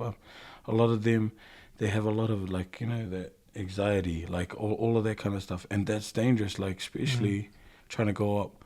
The hardest part for me is being in the shape that I am. Like I'm not even at the greatest, but I'm in a decent shape. To me, to them, that I am like, oh no, he's super fit. He's in great shape. And I'm just this big, big person, oversized, whatnot. If I go up to them, I'm almost like a enemy, like, Oh yeah. But at the same time, like, I would rather be a big person and the same size and walk up to them and tell them, hey, look, you need help, you need, let's try this and that. Because it's the relatability. Yeah, just trying to relate to that. But then at the same time, if I was the same shape, will they ever look at me as a trainer? Like you can just imagine, there's a pros and cons there. So I know I have to be in a certain shape. And I know most like PT. See, right now I feel like I'm at the right place because I don't have abs at the roof now. But that was an excuse. Just came off Christmas. But yeah, that's a hard part for me because I try and maintain myself, as much as I can. Like it is a sacrifice, but I also try and encourage because man, I love that with a passion. I want to go up to every islander that, or every person that oversized, just sort of like to, tell them, hey, there is help. You can do this, 100%. Like I feel like I want to be a fighter for, all of this like obesity and trying to get people back on track, But yeah, that is a thing that's probably been on your mind. How do you approach that, Because like even up to today, 7 years being in the gym and helping not a man, I think thousands, I still struggle to find what it is. And it's like places like you said, BBM, they probably still trying to find the formula or if there is any, to try and encourage or say it to people because a lot of them will just break down. That's it. You'll never see them again, and then next thing you know, some of them is actually like, you're going to their service, they've passed on because you couldn't do anything about it. And but then again, you think to yourself, I could have, Yeah. So it's a tough one also. Yeah, it's a real tough one. Like I wish it was that simple, like you said. Just walk up, have the conversation. Yeah. Have the balls really, because some of them are quite big, and they might just get your head and sort of, what did you say? Yeah, but yeah, it's just trying to find that actually to be in a middle ground where you could just be, that they could just understand you. I mean, that's just talking about it now here on the podcast is important, Like, just to talk about it because from what I'm saying, like from what I've said, it's my observation. Yeah. But not getting into the real nitty gritty of it. Like this is what my theory is of what's going on. But I haven't seen it personally. I just know what BBM does. I see people that go there. Yeah. I see what good they're doing for them. Yeah. I've seen the fat shaming in public. Yeah. I've seen, because I work in corporate and like, I've seen it there. That's quite a lot. Yeah. Yeah, I've seen it there. So even with myself, I'm not the skinniest guy. But even with my size, I still feel it. I still get those vibes. Yeah. So I know it's there. I don't know what it is, but I know. And I just put two and two together. I just see, but it's good that you like understand, because it really is how to have a conversation on how to help. Because you do it because this is what you really want to do, help people. Yeah. Oh, right? absolutely. Yeah. I mean, that's your focus. Yeah. And if there was an easy way of doing it, if there was a playbook of how to do it, you'd be doing it every day, kind of thing. But to hear you say you're struggling how to approach or how to have the conversation. Yeah. Like, it's real. But it shouldn't be real. It shouldn't be like that. Like, to me, it's like, what the fuck's going on, man? Like, does he have to do or you don't? Like, fuck. Like, and I appreciate all all those lives that I actually got to make that difference, but it's the ones that I didn't. And then I don't know whether other trainers or them feel the same way, but we always never count like the successes of how many people you did. It's the ones that you didn't do sort of still peaks out for me. And it's like, you want to do more, but I guess even with the modern society now, how open everyone is, like, it's like content now. It's crazy. And it's like how more open everyone is about, things in their life, about their successes. But they're more open also about the dark places, like you just shared with us, They're excited. And that's what's also scary as well, especially for guys like trying to find answers there, and you get them to speak up, then it's like, whoa, we've hit a whole different sort of realm here. Yeah. What do we do? Well, I think the problem with finding answers is that we don't have, Polynesians in general, like our people here, like, we don't have access to the higher learnings of that kind of stuff. Like, really, it's us living in the Western world. In the Western world, there's all the answers. How to succeed, generational wealth, and the Balinese have been doing it forever. But they're not going to give up the information, or we just don't relate to them at all. We won't ask. Exactly. We won't go there.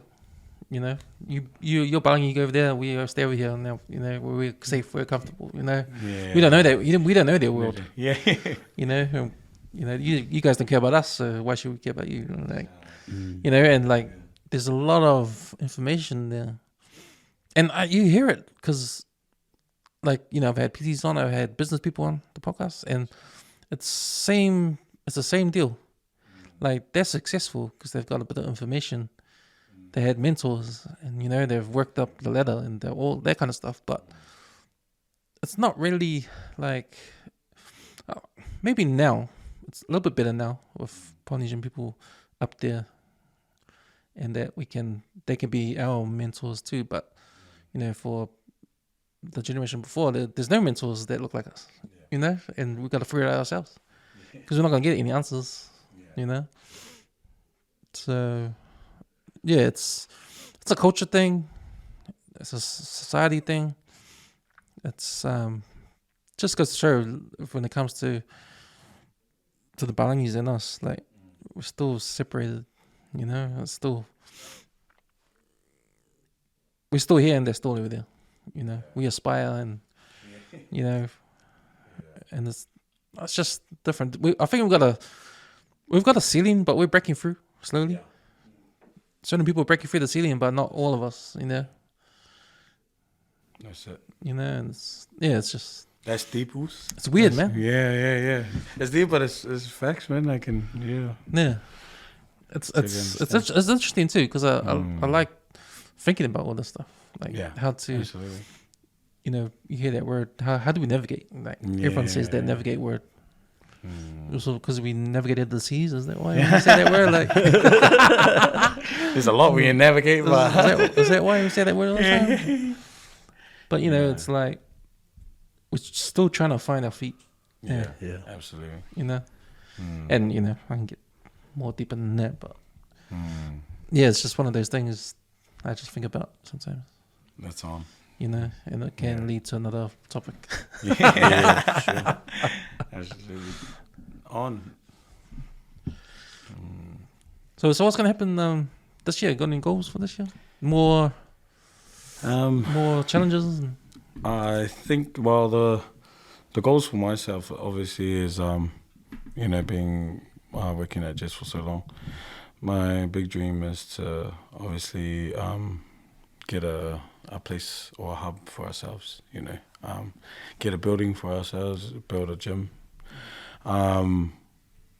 Why I want to build a gym, to be honest, I was like, at first was just, it'll be cool just to get a gym, I just want to do it just to tick it off, But, and just talking about the issue, the stuff that we're saying today, a lot of these ongoing issues, health issues, and I honestly want to build a gym and it's all about creating that safe space, not just because, like you said, everything that we have now, it's built for, the Palangis, but I believe we can build a space that will probably, encourage more of of the, our own people to come into it. Because if you go into the gyms, guarantee dominated, it's going to be other nashes, that will fill up the gym. But when you go to a church, dominated is going to be filled up with islanders. See, like you go to a neutral church like Life, you'll see 80% is full of islanders. So it's trying to get that across the gyms, because I feel we already know the statistics are high, for our poly people and our South Auckland, I guess. So it's really building a gym not just to get it up, but to hopefully encourage and change that, getting that 80% in church into a space where we could all feel comfortable, not looking at each other, worrying about, oh my gosh, I'm not the right size, or the machine, I can't even fit on that bike, Yeah. Like, man, if I have to customize like gear, so be it, I will. Like, that's thinking on beyond, but if I have to change all of that, because those are little things, that our people are like, I want to go on that, but I can't see my, my legs fitting into that or whatnot. Yeah. It's just creating something that's gonna, a space like that, a safe space like that. People don't look at you like, differently. I like how you said how people think about, like, they compare themselves to others. Yeah. Like, especially when you go to the gym and that, because I think that's another problem. Another factor is the inequality. Yeah. And it's because of social media. Yeah. And because how connected we are with the world. Yeah. And, back in the days when there was no internet, like, we lived in our neighborhoods and everyone was the same. Yeah. You couldn't compare to anyone because everyone, next door neighbor, your schoolmates, everyone is the same. So there's no rich person you can see, and, we all watch the same channels, only 3 channels on TV. Yeah. Like back when I was growing up, like, everyone was the same, and so you never had any inequality. Now we got internet. Now we're so connected. We know what rich people do, and we know what differences. Yeah. big, fit guys are, and muscly guys we see every day on our phones, and we scroll through our phones and we see what other people have, and we go, oh damn, we want that, I want that. Start comparing to the world, and it's not necessarily so. You look around, everyone else is the same, but when you look on your phone, everyone's different. And I want to be like that. I gotta get there. Yeah. But you're just putting yourself out there when you probably don't need to, because That's it. so it's like, Yeah, it's just going back on that, like going back to what you just said was about, everyone's doing this, everyone's all the same. If you're living on the same street, it's like, oh, you got that, we got that too. It's just like, it's just how I see it is like we're all on the same journey. Like I was like, oh yeah, sweet, we're going together. Oh yeah, sweet, you got a story, we got a story we can relate to it. So it all makes sense. It's similar to that. It's like we starting a new challenge. We're all on the same journey. We're all newcomers. We're all new beginners. And it's similar to how, our next door neighbours this, they have that, and we have that. They have a TV, we have a TV, or whatever it is. It's the same thing. It's the same mindset. How I would break it down. It's like the same thing with journeys, starting fresh, or having the same similarities, or what you guys have. So you know, with your journey, like, is that gonna be an inspiration for your next play? Ooh, wow, you got me there, man. Yeah, what can we expect, you know? I don't know. I think with this challenge coming up, I'm thinking about dropping a reference. You know, like those little references that they put out before. You know how they put out those to be continued type of references. Get ready for the next one. That's where my mindset is. Already got something pitch planned. So, I might as well tell you while I'm here. So pretty much with this whole me versus me promotion that when I started out with the Dens and I met the also there, it was more doing it for myself, but not doing it for anyone else. I'm doing it for the first time in my life, to feel good and to look good. And saying that, I wasn't expecting to walk away with what was it called again? The award? Yeah, with that newcomers champion. I wasn't expecting it, but I was just blown away because obviously if you work hard towards what you want to do, then you obviously will earn those rewards at the end of the day. I mean, it's kind of like, what's your excuse? You know, if I can do it, you can do it too. Like, it's not fat shaming, going back, it's more encouraging the other person. Like, the hardest part is approaching somebody who's like, you know, like you mentioned, whether they're overweight or not. The hardest part is approaching, but something has to be done. You know what I mean? Like, you're losing yourself, but you don't want to come off that way. You want to come off like, come jam with us. Like, you know, it's all positive vibes, and I'm sure you'll love it, man. Just tag along with us. I think if you mention things like, come vibe with us, come jam with us in trainings, we'll guide you through it. It's all about fun. Enjoy yourself in the moment. That's what it is. Because if you put yourself in a situation where you're like, it's just positive vibes. It is positive vibes because I've experienced it. Positive vibes as well as the work going toward to that what we were doing.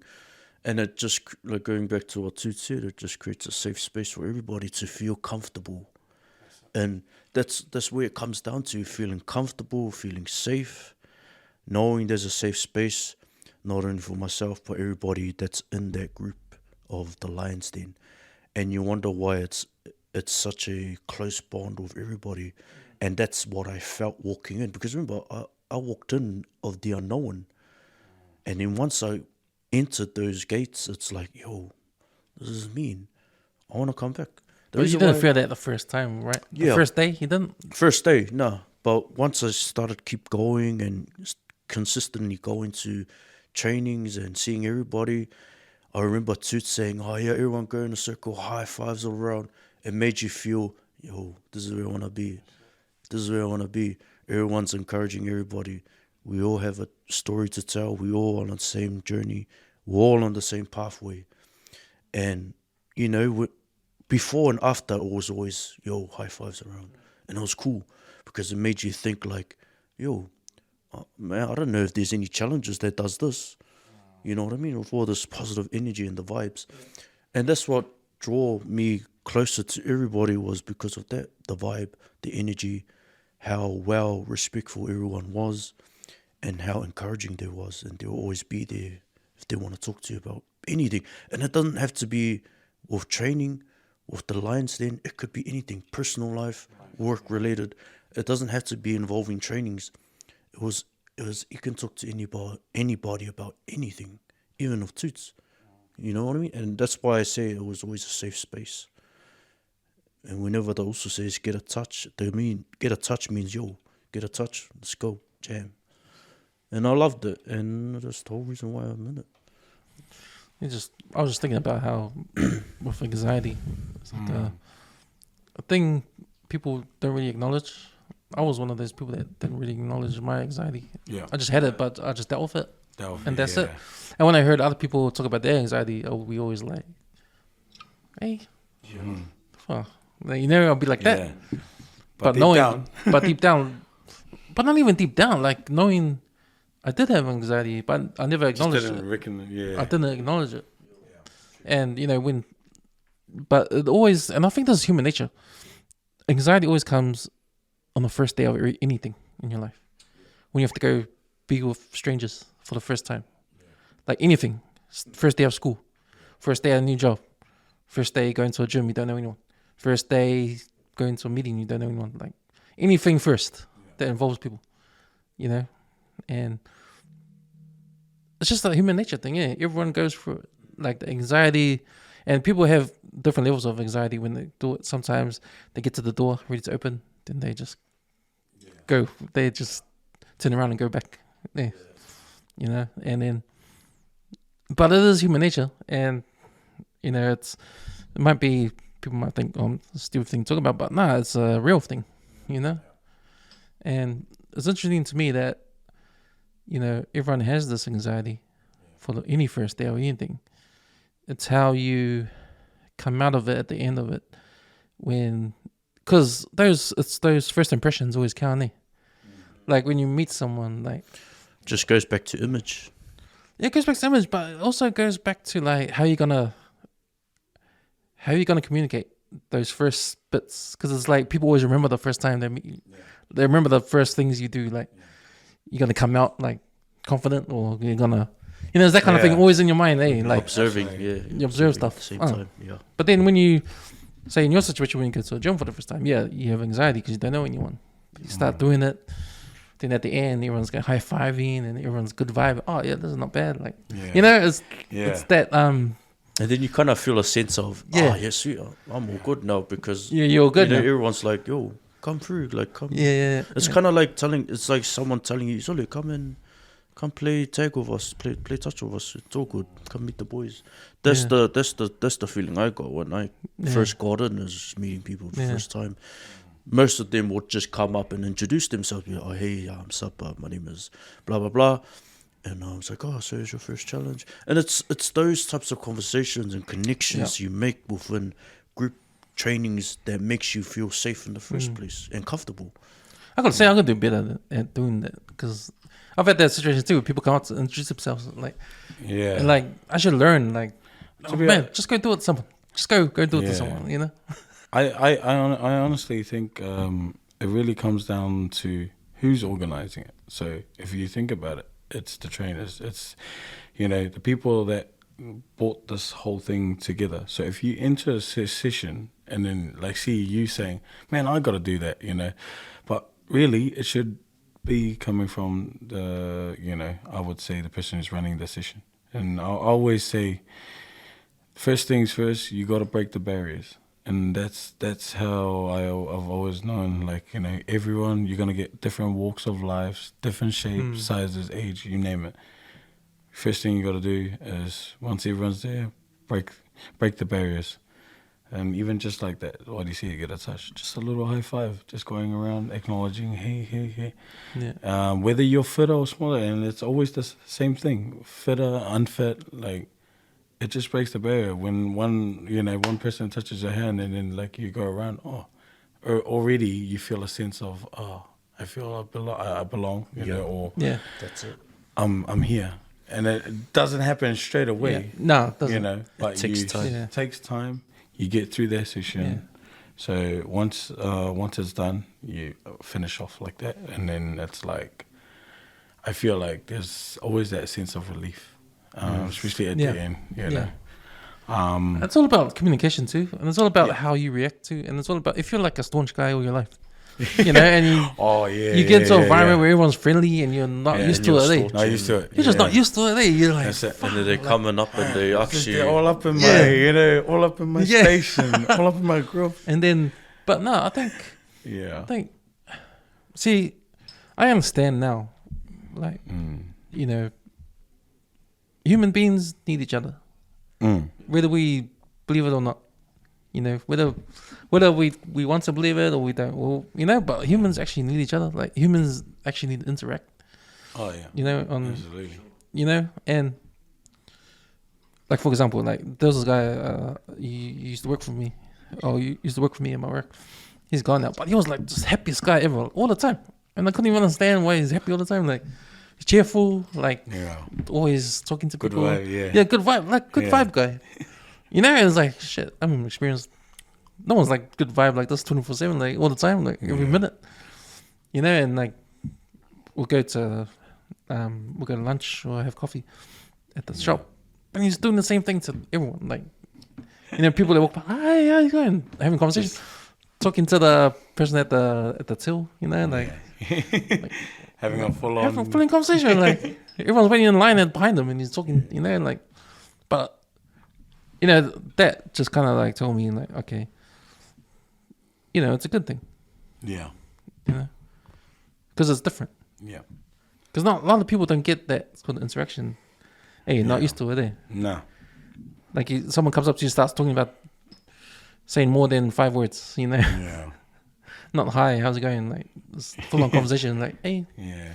And then it goes to the extreme where it goes, more than 5 words or whatever. It's like, oh yes, sir. What is your plan? So this and that. Oh, what are you up to later? Yeah. So go.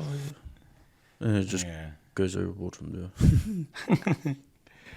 So now, just to get back to that, just to finish it. Sorry, exactly what the Us was saying. Just trying to, that's the big goal, to make a space, and hopefully, encourage, just like every other gyms. I know there's some great gyms out there already, newly built.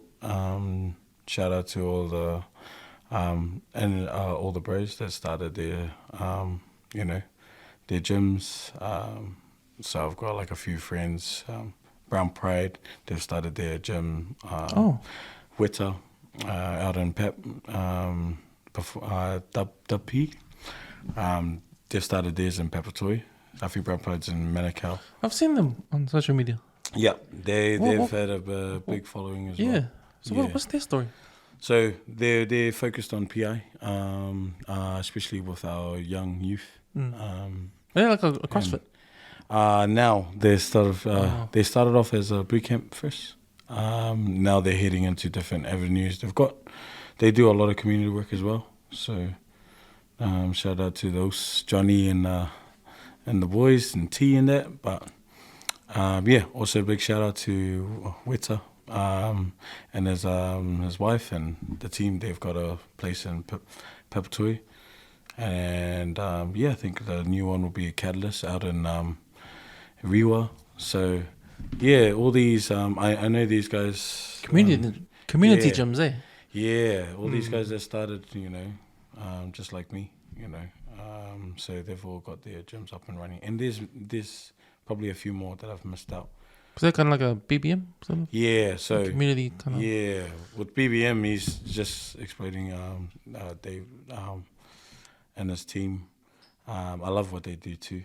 I think that they do a lot, compared to all these other with the commercial gyms and that.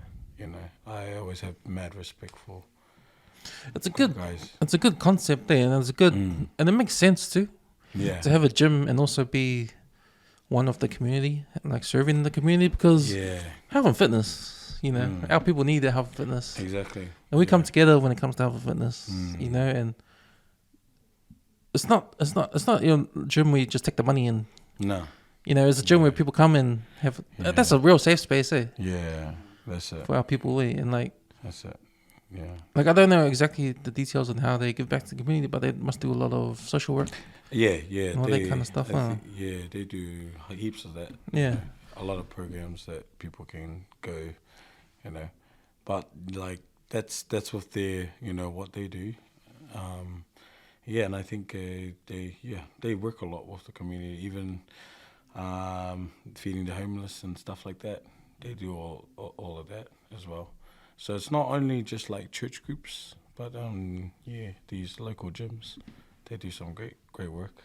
Something that I'm hoping to get involved in once we get a gym for ourselves. So That's the goal. Yeah. Fingers crossed. We'll get there soon. Have you heard of Rampage? Rampage. Yeah. What's It was a gym that birthed out of a car park in Henderson. Oh, true. Is it for these ways? Yeah. Yeah. So it was a couple of guys that started a training thing at the Henderson Recreation Center. Yeah. But because they were taking all the people from the gym there to come to their one, the owner said, "Oh, no, you can't have the space anymore." So sort of kicked them out. So they needed a new space. So they did it at the car park at the mall. Yeah. Like early in the morning when there were cars in there. So they started at 5 a.m. in the car park. And the person, like they're the caretaker or security guy. Yeah. He had the keys to like everything. Yeah. He said, "Oh, why don't you come inside? Use one of the one of the shops that are vacant Yeah. and just train in there." Just train there. Yeah. Yeah.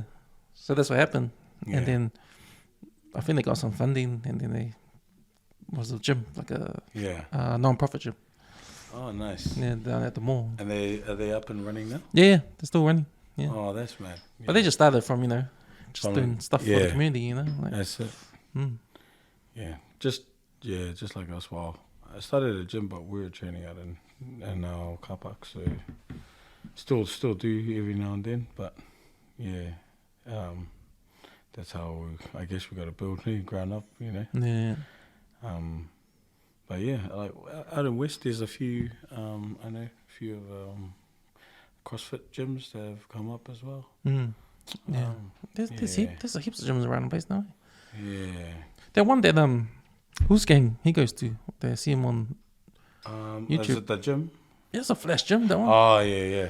Oh, that one. It's got the swimming pool, the saunas and the ice bath. That's What's that gym? High end gym. So what is it called? Go up the elevator. Yeah, Duval. Yeah, that's the one. Duval. Yeah. Got the neon lights.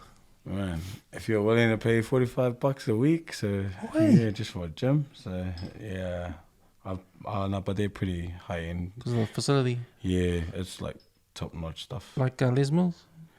Even higher, I think. Hey. Yeah, they got like stuff like you can actually track your reps, and you don't have to count them, but the machine counts it for you. Oh, true. It's like quite advanced. Yeah. Oh, so it's more high end than Les Mills. Yeah, I think so. So I thought Les Mills was flash. Yeah. When I saw the videos of Usgang. I was going, oh, That guy, man, it's the man, he's blowing up, man. He's blowing up. Still going. Yeah. and saying that, Usgang, does he listen to this podcast? Hope so. Come on, Us. Surely, yeah. Surely. I actually invited him on, like, before he went on the exercise journey. But he said he couldn't drive because he doesn't know his way out west. Oh. He said it was too far. But Well, now we all know now. Yeah. Once I reach out. Sorry, but here's a good example of what we were talking about before. But big people like making that decision in their life. Yeah. Like if it's a pride thing, like this guy blasted his plans on podcast. Usgang blasting his plans on the YouTube for the world. Yeah. He's already got a following. Yeah. So he has to come back down. You can't back So it's the same sort of thing. Yeah. The pride. And that's not only the pride, but it's more the accountability. You use Accountability, yeah, for sure. accountability as well as motivation. But just knowing he had to change at his age, because he's young. Oh yeah. But he's massive. He was massive for a How young old is guy. How old is he? 23. Must be in Shit, early Shit, 20s. young. Yeah, I think so. But he's like, man, lost heaps of weight. He's lost heaps. If you see what he was when he first started his journey to him now. Oh, he still looks good, man. Even when we were filming. Oh, yeah. Man, that was like, yo, man, I think we just had one of the most deepest conversations, like, during the challenges that I was doing, and we were both on the same journey, man. But I think with him, it was more so he wanted to do it for himself too, and that's cool. Like, That's perfect. That's mean. Like, I used to just send him a DM and say, oh, Solo, you're the man, like, keep going. How'd you get that part? I saw you in the changing room, is it? Tell you, man. It was last minute, man. Was it? Yeah, it was last minute when I got the call to come through, and I was like, oh, so come through in the filming part. So I was like, yeah, sweet as. So yeah, I just saw Usgang and Johnny Tuteru Samson and some of the other guys. Who was it? Terrell. Yeah. And some of the others, the Western Guide. It was Victor J. Sheffel. It was just a list of, I like to call it the most stacked cast of that zombie movie. Oh yeah. So that was cool. I've obviously been through those types of filming for a while too, so it was cool to see those guys first time behind, like filming wise. It was like cool. Yeah. Yeah. So I'm like, with those things, man, you never know what happens next. Because I was trying to think what the moral of the story was, and then at the end, I kind of got it. It was like, we're zombies, been on our devices, and we may as well be, Yeah. But is it already released? Yeah. it's on really? YouTube. You can watch it on YouTube. But shit. you know how they were dead, at the end, Yeah. But what did I understood the phone one? What was the other ones? Did you get the story? You kind of never got it until the end. Yeah. Man, I have to really, Like the moral of the story. I have to really watch it properly to really Yeah. take in the information about what it really was about. But because I was just like, I only watched a bit of it, and then I had to do something else. I can't remember what it was. But I'll have to go back and have a look and see what the moral of it is.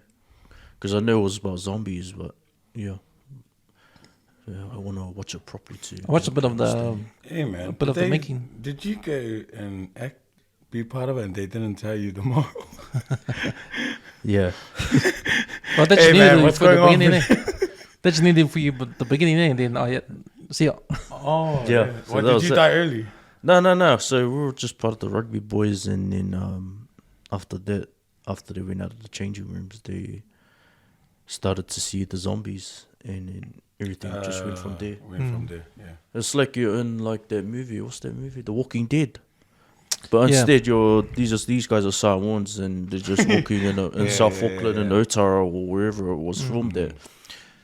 And it's like, you guys need to put on this jersey. It's a Otara Scorpions League jersey. Yeah. So we wore that, and then these guys were coming out to go play league on the field, and then they see zombies on the field. And then from there, it was just like, so they're going up against zombies now.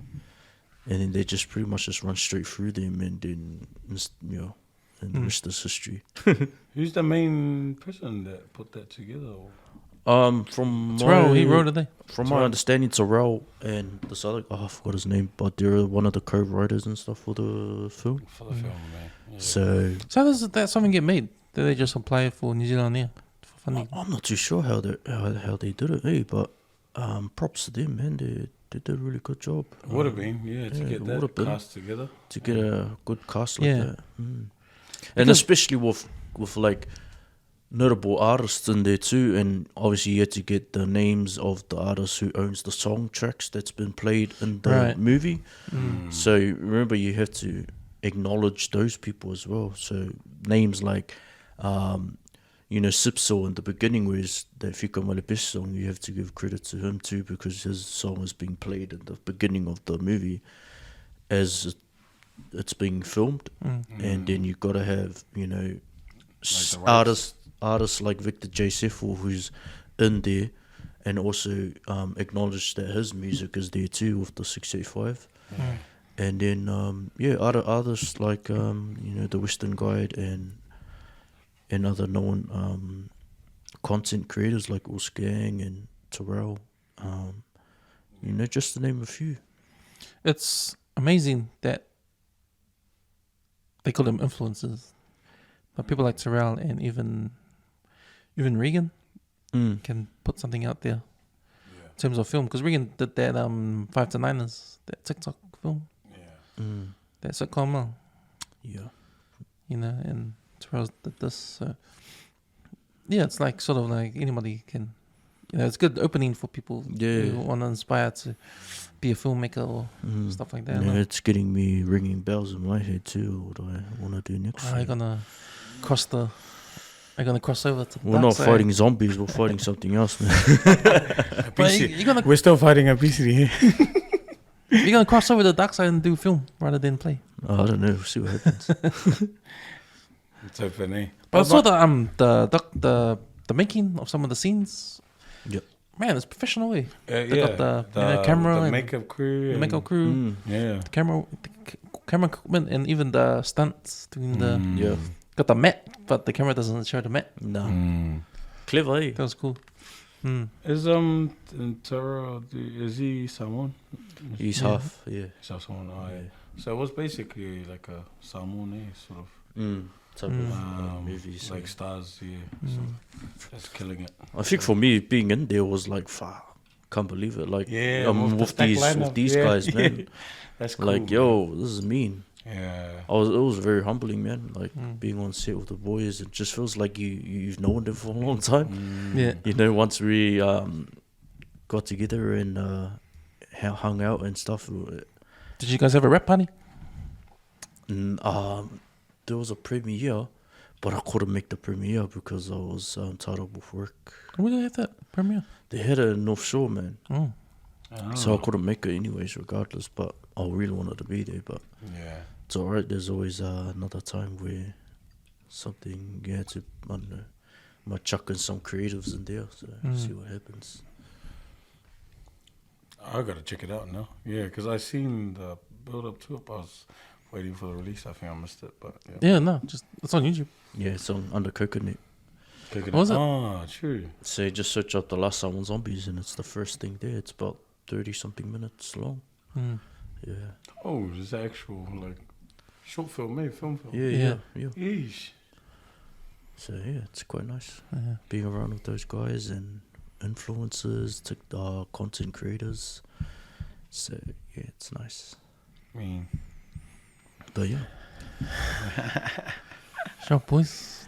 shows for having us. No worries, man. It's good to get the first one in the year in the books. Yeah, absolutely. It was funny because, man, I was. To tell the truth, I get tired of trying to get people to come on, like, Yeah. you know, message, and get over it. I must have to hire someone to do it, you know, be the PR person, Yeah. get the guests in. But it's like, okay, I'm enjoying my holiday, my break, you know. But when this guy messaged, I was like, okay, let's get the ball rolling. Like, Yeah. it's almost February, haven't had the episode yet. That's it. And I get hungry, man, like, Yeah. because, man, I love doing this thing. I can see it, man. Like, I love talking to people, like, Yeah. strangers, different people. Because if you think about it, if I was to ring anyone up, say, don't you have a cup of coffee? Doot, you know, Yeah, straight away. Yeah. Tell them, come over and have a podcast, and oh, yeah. Yeah, You know? yeah. Oh, yeah, sweet.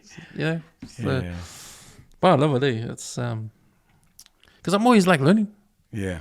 But not, when I say learning, I'm not, as well as learning from the stories that have been told, also learning how to have a conversation. Yeah. Because I'm always conscious about, Just fills your confidence. or just trying to get better at it. You know, like just trying Absolutely. to have energy. Yeah. Because from lately, it's all about energy now. Yeah. Like Absolutely. you need to like make everyone Yeah. comfortable talking, or That's it. not be bored, or you know, like because if Yeah. you're bored, then listeners gonna be bored. That's it. You Yeah, know, yeah. and I don't know, but do it in a way where you don't force it. Yeah. So, but just that's just a little thing. But the learning of just trying to work things out. You know, because I feel like this long form, because this is long form podcast, and I think there's place for long form in media, because you don't get it anywhere else. You don't get it on the radio. You don't get it on TV. No one's gonna let you talk for 3 hours on TV or on the radio. Yeah. They got stuff to do. They got other shows to Yeah. play. We can't have you 3 hours, like, you know. But podcasts can, Yeah. you know, and that's whether people listen to it. It's up to them. But it's like they're not listening to a conversation that's like with rules that, you know, we're all scripted, and you know, I've got a list of questions here. Yeah. I'm just gonna go through each one, and you're gonna That's it. answer. Yeah. Finished. Let's go. Like there's nothing deep. Like you're not gonna Yeah. get like to me. These are the type of podcasts I love. Yeah. And this is why I love Joe Rogan. Yeah. Now, when people talk about Joe Rogan, they say, "Man, that's the podcast guy." Yeah. But we're not understanding what it is they're listening to. Yeah. You know, it's not an interview. It's not an interview. If you listen to a Joe Rogan podcast, Yeah.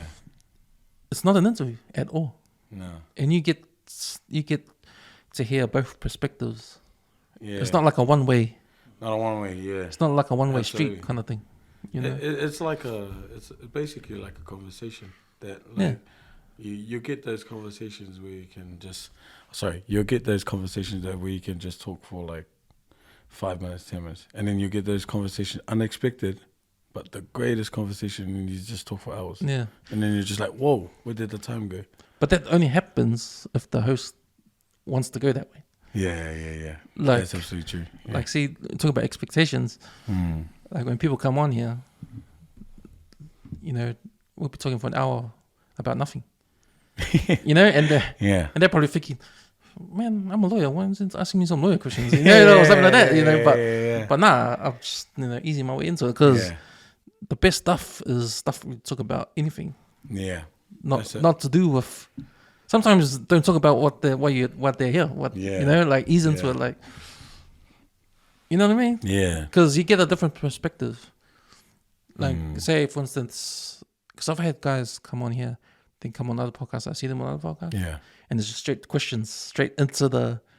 Boom. What I want to know. Bang, bang, bang. Yeah. Where it doesn't mutually happen naturally. Yeah. But because the way I do it, how I just start with anything.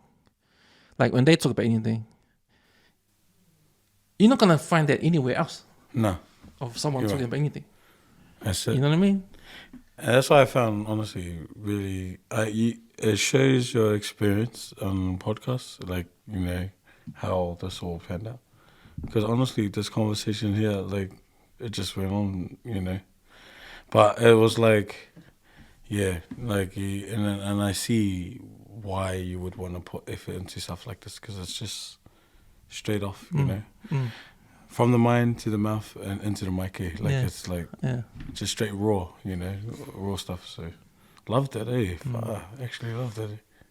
And that's purely because of my understanding of what a podcast should be.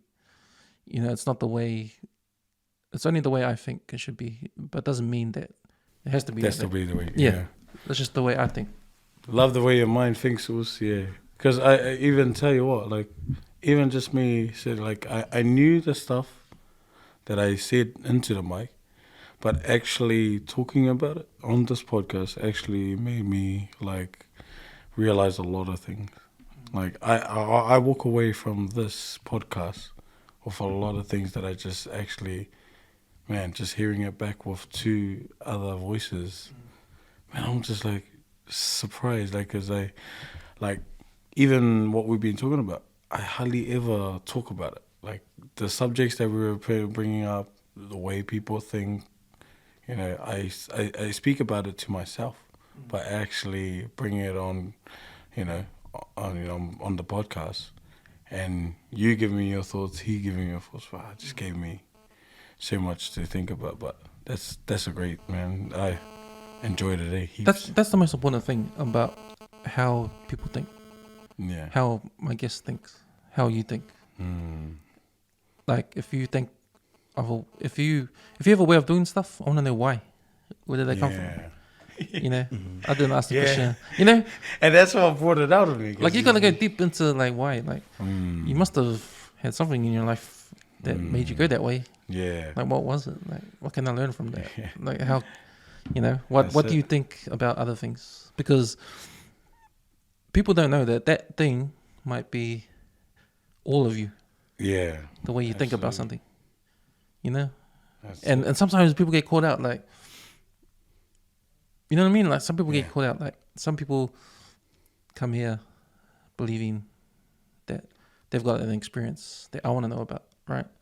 But not knowing that sometimes something else might tell me more than just your experience. Yeah. Because it leads me to see where you went to that place. You know, there's always a path.